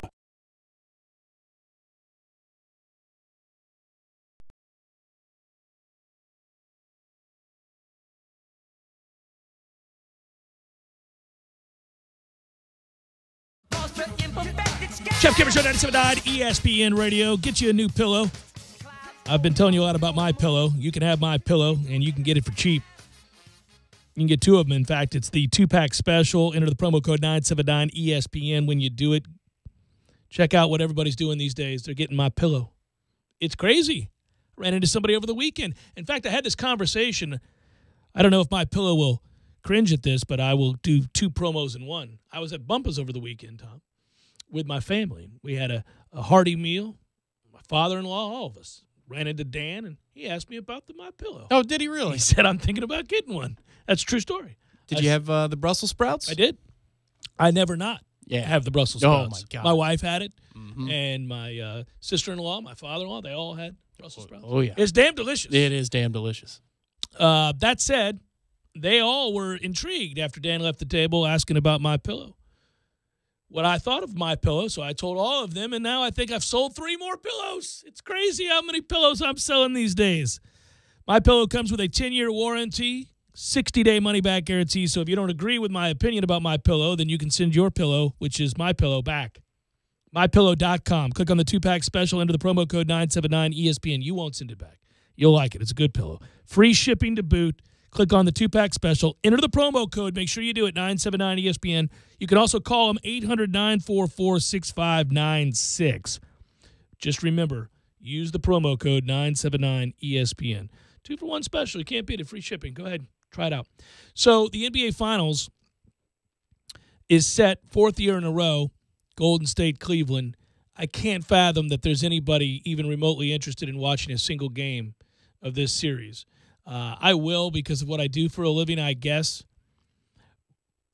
I placed a bet today. I won't tell you what it is. Really? Yeah. I placed a bet today. Big Daddy Jay got up early this morning. Wanted to see what the numbers were. Big Daddy Jay is working overtime. Well, it's Big that time Daddy, of year. He was in a lull there, and not because he was losing, just because he was taking some time off between about Yeah, well, you just don't do it to do it, right? You got to know what you're doing. probably March 20th through about April 15th. Big Daddy was silent. He really wasn't doing much. But I'll tell you what, in the last 6 weeks, month to 6 weeks, and they've been a good run for Big Daddy. Big Daddy has red been Russians. A lot of Red Russians for all involved. More than Chechnya. Let me tell you what's happened. They've made it easy. Now it's not going to be easy. The only game I lost of the Boston-Cleveland series was Game 7. I won the other 6 games on the number. That's pretty good. I'll take 6 out of 7, Tom. And the only reason I lost that game was because Boston couldn't hit wide-open threes at home. I mean, that's just absurd. Cleveland had 59 points at the end of the third quarter and had the lead. I mean, that's ridiculous. That's how many threes Boston missed.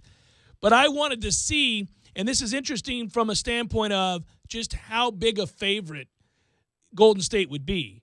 And I knew the number. I thought, this is like the Patriots in the NFL, Tom, like where they can't set the number high enough to get action on the other side. Yeah. And that is interesting even to people who don't wager, who don't gamble, who aren't involved in that sort of thing, just to see, like, what kind of prohibitive favorite would would Golden State be over Cleveland? And it's 12. It's, it's minus 12. You got to bet 12 to win one. I mean, it's crazy. I agree. Yeah. And then Houston last night said, hold my beer with the missed threes. Well, okay, so those numbers, which are the staggering numbers I was going to speak to, and that listen, I feel bad for Houston. I feel bad for D'Antoni in a way. The Chris Paul get was important for them. I think that's evident. Because the other guy who is the other star is not really the kind of player that you can trust in moments that matter. To score the basketball especially. Oh, yes. He flashed some good vision last night. Oh, great, good. I'm going to need you to score. Yeah. So that guy is just what he is. He's a regular season champion. The greatest regular season champion of our lifetime is James Harden. Ain't nobody out playing that dude in a regular season game. Now, if you want to see somebody outplay him in the postseason, check the entirety of the rosters of the teams that are in the postseason. Because other than Trevor Ariza, they'll all outplay him. I mean, that's just about right. I mean, yeah, poor Capella. I mean, it's just ridiculous. And it felt like it was going to be Houston's night for the entire first half because Golden State doesn't care. And that drives me nuts that they get rewarded for that. That's as bad a half as a championship team can play in a Game 7. It's ridiculous. They didn't care to be there. It's actually troublesome. It makes you question Steve Kerr a little bit. Like, what's going on? If I'm going to rip, what's his face? Ty Lue. Yeah, then I got to look at Kerr and go, what are you doing, man? This is back-to-back halves in Game 6 and 7. By the way, so of those games, here are some staggering numbers for you. In the second half of Game 6 and Game 7, Golden State outscored Houston combined 122-63. Come on, James Harden. Where are you? What are we doing here in the second half? Blowing some leads. That's what we're doing. Good God, man. Houston's in the bonus in the first 2 minutes of the game. Yeah. I've never seen anything like that. I mean, 90 seconds in and you're in the bonus. Yeah, and the first half, every loose ball goes Houston's way because they fight for it. They cared to be there. Right, they cared deeply. And in the second half, what's crazy is, so they go over 27, right? They missed 27 straight threes. By the way, that stat is more staggering than 0 for 27. They went 7 of 44 in the second half. Right. They shot 16% for the game from three. Yeah. They were a 36% three-point shooting team for the season. Mm-hmm. Yeah. This is why they tell you you cannot solely rely on jump shots in the postseason. Boston found that out at home. Boston found that out at home without having somebody that could score in the lane, without somebody that could take. Think about this. If you're Houston, you're in the bonus that early in the game. What should you be doing? Not shooting threes. Yeah. The problem, that's your philosophy. That was the battle last night. That's right. It's like, yeah, you got to abandon your philosophy because the situation demands it. Well, good God. Yeah. You can't hit the broadside of a barn. No, and for them to only be up by 10 at the half was kind of a joke. Even though they get the final basket and you have the momentum of that moment, to only be up, coast to coast, that's ridiculous. Golden State, what are you doing? Right, and in the second half, honestly, when they're trying to make a mini rally in the fourth quarter, they're doing so by getting to the basket, and Golden State is just olaying the whole thing. I kept yelling at the TV, go to the basket. Yeah. Eric Gordon's not wrong. I don't think Eric Gordon's wrong when he said after that game last night, it's a shame because all season long, we were told that it wasn't going to work for us, that Golden State was a foregone conclusion, and I feel like, and his quote, I'm paraphrasing, if Paul's here, we're playing Thursday night.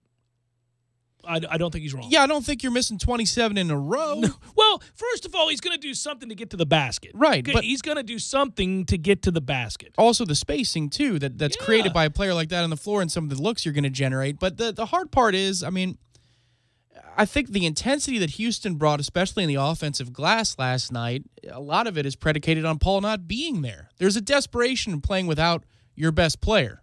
Well, yes. There are a lot of things that really blow me away about this game last night. It's the way that Houston comes out, desperate, fighting, Golden State indifferent, the second half drought that you see from Houston, which mirrors that of Boston's, which mirrored that of Game 6. Does that give you some sliver? Nope, none. Zero. Cleveland's done. They're going to get killed. That Golden State doesn't care? No, they don't care. They don't care, but they don't need to. This is the worst team since Cleveland 07 to get to the finals. LeBron is freaking amazing. I mean, taking these slappies to the final is insane. But this one man, he can't do it. No. Over under 5 games is your number. Yeah, and I hear you. And whether Love is available for any of it would be a big storyline too. But consider Houston last night with Harden and no Paul, and then LeBron with the cast of characters that Cleveland has. I mean, they do have a little bit more toughness down low than Houston does, just the way they line up. Well, I mean, what's our bet? Because I don't think it's a series. That it goes 6, I guess? Yeah, I'll say under 6. You say 6. That's our bet. All right, well, at least for tall boys, we'll have something on the line. Yeah, you've been on a hot streak. As for the Cleveland-Boston game, though, I did think one of the key sequences, and it obviously didn't, pay out over the weekend. Tatum's time is coming. He's a star. His time is coming. The dunk on LeBron is awesome, followed by the 3, and after the dunk, he does butt LeBron in with his grill. chest right in his grill. Yeah, and says something to him. Yeah. And LeBron only pays him respect after the game. After the game, his time is coming. Superstar. Yes. Imagine what that Boston team is with Gordon Hayward and Kyrie Irving. Yeah. Well, they're in the finals, is what they are. But that's what I mean. Boston. If you walk off that court in Boston, Game 7, you're frustrated because you lost at home, and you're only up 4 at halftime in a game you completely dominated, and I knew they were screwed then at halftime because at one point they were up 12, and they should have been by as much as 16 in that game. Yeah, they're right, and they should have been up 20.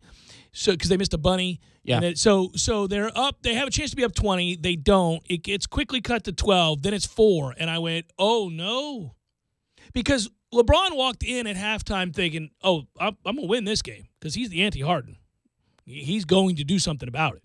And Boston couldn't hit the broadside of a barn. They kept taking threes, though. That drove me nuts. By the way, Golden State last night, back to that game, 33-15 in the fourth quarter. Just dominated when you had to have it. They dominated the third quarter as well. They do this in every, I think it was 33-15 in the third quarter, sorry. Mm-hmm. They do that in every third quarter. They did it in Game 6 as well. That number, again, 122-63 in the second half of Game 6 and 7 to come back and win the series. Houston was 7 of 44 in the second half. They missed 27 in a row from beyond the arc. Trevor Ariza 0 for 12. Somebody watch him carefully. Houston, again, shot 36% from beyond the arc from 3 this season, so that's as bad as it gets. Would you argue this version of Cleveland alongside 07 version of Cleveland, or would you say the worst team is 02 Philadelphia? That Sixers team, Eric Snow was their second best player. That's a terrible team. That era was terrible, though. Yeah, because New Jersey. Right. Oh, Jesus. Right. That era was just garbage. So, I mean, I put that in its own special place. Let me spin it to this. I told you I'd give you some stats. Game 7 conference finals. The first time. Okay, so you go from 1983 through 2017. 1983 to 2017. 2 teams won road Game 7s in the conference finals. 2. There were 2 in 48 hours. This year. That's crazy. There were what was this other stat that I saw that blew me away? I got to find this now. Besides the statistics of 122-63 blows me away. That's not the one. But there were 2 teams from 83 to, oh, that's what it was. The last time both conference finals, the East and West Conference finals, went 7 games, I never would have guessed this. And in fact, I thought it was wrong. I had to double check it.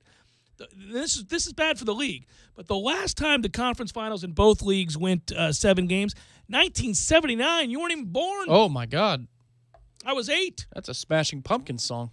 A great year for the Pittsburgh Pirates is what that is. Oh, sure. That is also true.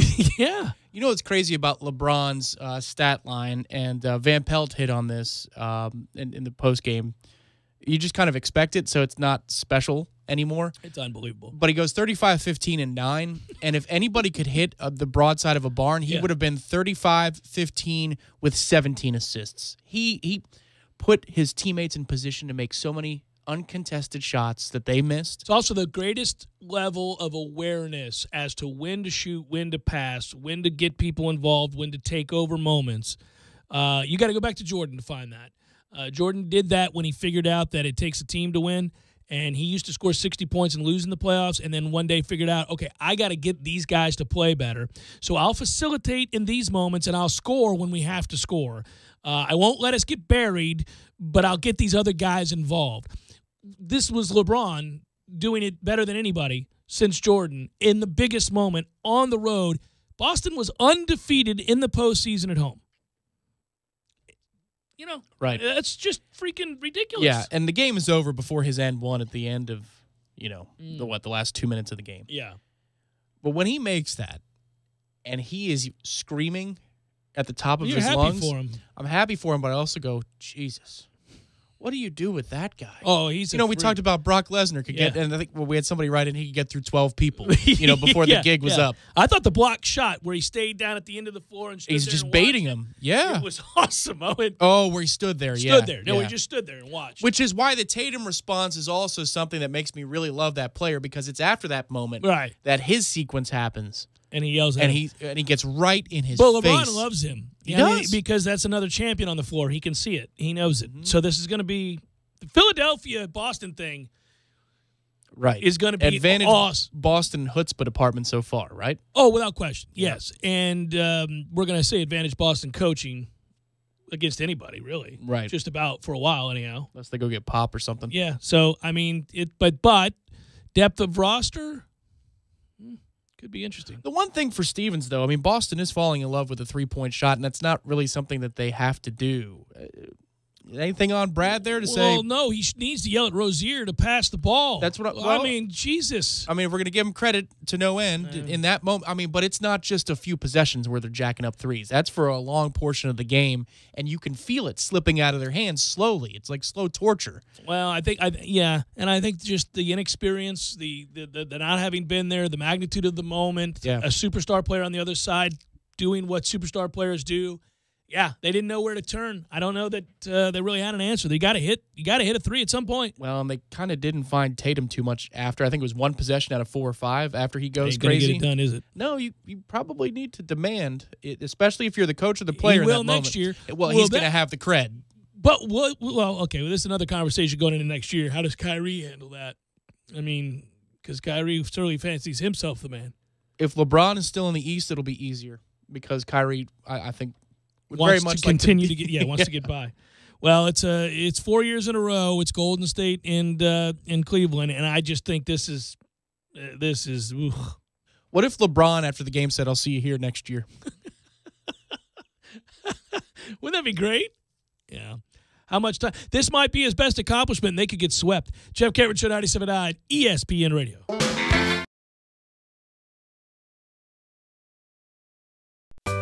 Sorry, boys, I did not have time to pack. We got this. It's right here, guys. We got this. I thought I could handle it. We got this. Moving doesn't have to be a hassle. Call us first at 2 Men and a Truck. No matter the move, home or business, we'll make it a smooth one. I forgot something. We got this.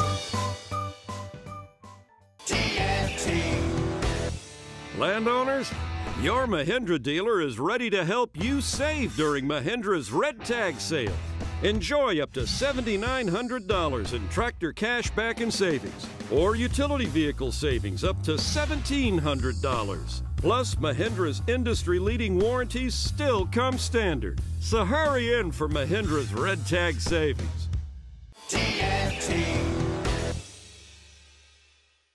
When you're in need of auto repairs, look no further than Nice Tire and Auto Service. Nice has been in business for 16 years with long-term, knowledgeable sales associates. They have the latest wheel balancing machine in the industry. And for passenger vehicles, they service AC, brakes, suspension, tune-ups, and much more. Never sit through a long wait. Nice Tire and Auto has 10 service bays to get you back on the road quickly. If you have tire problems, check out their large inventory with various Goodyear and Michelin tires. Nice Tire and Auto Service, 4792 Bluntstown Highway, 574-4100.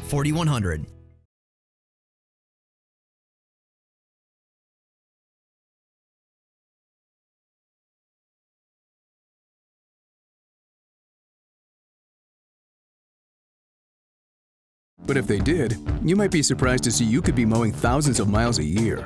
That's why Gravely zero-turn mowers are built for the long haul. So when you're mowing the equivalent of Miami through Kentucky bluegrass country, all the way to Seattle, and back again every year, you can count on your Gravely zero-turn mower to get the job done, mile after mile. Gravely, built to mow the distance. Over 150 new zero turns in stock. Visit TNTSupercenter.com to view inventory and pricing. In Thomasville, Georgia. Landowners, your Mahindra dealer is ready to give you special savings on the toughest tractors and utility vehicles on earth during the Mahindra Red Tag sale. Hurry in for up to $7,900 in cash back and Red Tag savings. Only from Mahindra. Up to $7,900 in cash back savings. Visit TNTSupercenter.com to view selection. Offer with approved credit. See dealer for details. Program restrictions may apply. In Thomasville, Georgia. Don't just listen to The Jeff Cameron Show. Watch it live. The Jeff Cameron Show Streamcast. Live weekdays 3 to 6 p.m. Head to ESPNTallahassee.com today to watch live or catch up on demand. The Jeff Cameron Show Streamcast. Brought to you by Nice Tire and Auto, your trusted Goodyear dealer. Nice Tire and Auto, just minutes away from FSU campus. Do you work in construction, photography, or real estate and use a drone for your job? Did you know that the FAA requires you to be licensed? That's right. All commercial use drone operators have to be a Part 107 license. Have questions? Contact the drone experts at TCC's Wakulla Environmental Institute. Go to tcc.fl.edu and search drones or call 850-558-3500. That's 850-558-3500. Remember, the FAA requires all commercial use drone operators to be licensed. An eager young FSU marketing major came into Poor Paul's the other day and told me what a genius he thought I was for having such great specials, like the free ladies' drinks on Tuesday nights, the free Gumby's pizza and $4.95 pitchers on Sunday and Monday night, and the cheapest prices in town every other night. And not to mention, all the free beer people wouldn't spin in the wheel of fortune. He asked me if I'd studied marketing, and I told him I had, but what I didn't tell the poor guy was that in 4 years, I didn't learn a damn thing in any of my classes. Most of my business philosophy came from observing a girl named Bunny who lived across from me and was, let's say, working her way through school. You see, Bunny had a great service, sold it at rock-bottom prices with a smile, and had hundreds of happy customers. And aside from that little red light in her window, all her advertising was simply word of mouth. So I didn't see the need for all those charts and graphs and formulas. I knew all I needed to be successful were the Bunny marketing methods. Sell really good stuff, cheap, with a smile. And that's why, just like at Bunny's, there's always a big crowd at Poor Paul's wanting to spend their money. And that's why that poor kid thought I was so smart. Who's your buddy?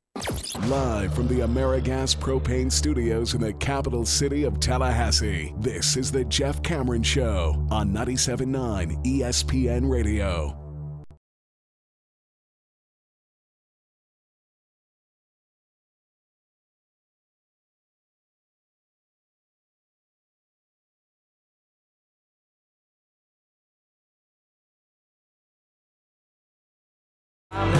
Yeah, you'll hear this when I do previews, probables as they're known. But you got us a regular season baseball game that doesn't involve either one of our two favorite teams. That is worth tuning into tonight. Worth having a seat and saying, "All right, I'm gonna cozy on up and watch me a little baseball." Is it? I don't want to give it away, but is it on the East Coast for once? Mm-hmm. Because the last 2 or 3 years you've been doing that, it's always been Kershaw Bumgarner. And it's like, yeah. Well, that's great that they're pitching against each other again. Yeah, no, it's not that. Let's do probables and I'll clue you in. It's time for, how you say, with the pitching, probables? Nicely done. The rain. It's been raining forever. It's not going to stop either. Found myself having moments over the weekend of just sitting around listening to music, putting together playlists, doing all kinds of stuff. That's what the rain does. Boy, after a while, yeah. Really. Like, Well, if it's torrential, like I can live with Seattle-style misting outside. That's fine. That's kind of invigorating. Get around, yeah. But if it's just, coming in your back deck. You can't do a damn thing. Yeah. I agree. It's going to be way worse by the end of the week, buddy. I don't know why I chose that example. That was a poor choice. Yeah, that was... I should have gone, I know, it's something I never say either. It's like, why did you choose That's that? a strange phrasing. Come on, man. All right, let's get to White Sox Indians. Oh, I apologize. Lucas Giolito going to go for the White Sox. Mike Clevenger goes for Cleveland. Cubs, Pirates. I don't care who it is that's for the Pirates. Mr. Rizzo needs to wear one in the middle of the back this evening. Good Lord. John Lester will go for the Cubs. I always liked Joe Madden, but the absurdity of saying afterwards that it was a perfectly legitimate slide. Get the hell up out of here. Nick Kingham going to go for the Pirates. Stros, Yankees, Charlie Morton, CC Sabathia, and that there is the matchup. Morton in Yankee Stadium against that offensive lineup? Yeah. Yes, sir. Let's do it. It's fun watching Verlander last night in between, hockey and basketball. God, is it never not fun watching that guy now? He's better than he's ever been. Statistically speaking, he's better than he's ever been. You got 2 fingers to your eyes, 2 fingers back to him. I don't know why he'd do it. But, well, by the way, every pitcher in Houston is sort of a, really? So we had the fake ace leave Pittsburgh. Nobody can hit him. Charlie Morton was a 4-starter in Pittsburgh. He's the best pitcher in the game. Houston, miracle turnaround for people. Guys at the end of their career, also rans. Boy, they all end up in Houston doing some things. Must be that clean air in Houston. Unbelievable. Washington's at Baltimore. Jeremy Hellickson having a bounce-back year, and Dylan Bundy. I'm sure it makes you happy to see Jeremy Hellickson Pitching well. Angels, Tigers. Nick Trapino goes against Michael Fulmer with the PP. Blue Jays, Red Sox. We got Marco Estrada and Rick Porcello. Mets, Braves. You play the Braves every day. Yes, we do. And lose to them. Well, we won the one that occurred in the middle of the night last night. Oh, but you lost the first one with your good pitcher on the hill. That's correct. He has a 150 ERA, Jeff, and he has 4 wins this season. Steven Matz goes for the Mets tonight. Yay. Anibal Sanchez. You can hit Anibal Sanchez. I thought he was dead of old age. Well, we lost yesterday to the Braves. They threw a guy with a 6 ERA against DeGrom. You know, walk-off home run style at that. Baseball's funny. Yeah. Michael Wacha is going to pitch for the Cardinals. Zach Davies for the Brewers, who suddenly can't be beat. Twins, Royals, Kyle Gibson, Danny Duffy. We got Giants, Rockies, Jeff Samardzija, Kyle Freeland. Ooh. Hasn't Jeff Samardzija been the easiest guy to pick against this year? Yeah. I'm just noting. I didn't catch that on the ledger today until just now. Right. Yeah. Oh, I see. It's a night game. Once again. Didn't see it, yeah. Well, no. Marja? Yeah, Big Daddy's been noting Jeff's struggles this year. Reds, D-backs, Luis Castillo, Zach Godley. Rays, Athletics, Blake Snell, Daniel Gossett. Boy, what a full slate. Marlins, Padres, Dan Straley, Tyson Ross. We got Phillies, Dodgers. Good game here. Jake Arrieta and Kenta Maeda if you're up late. Close out the evening with the Rangers and the Mariners. Austin Bibbins Dirks versus Felix Hernandez. And that is a look at those that shall reside on the bump.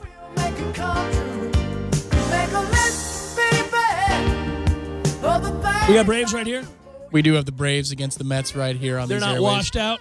Bibbins Dirks sounds like either a really good college basketball player who never made it in the pros, but Or a went the bad top country 10. band.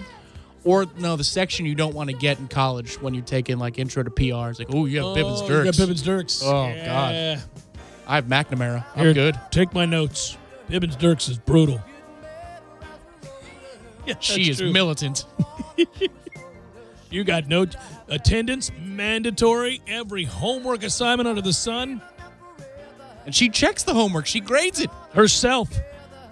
It's not just the bold type there. No, sir. You got problems. Good work out of you. Good work, Matthew. Be well, everybody. Have a wonderful evening. Braves baseball later on tonight. Stay tuned for that. We'll talk to you tomorrow.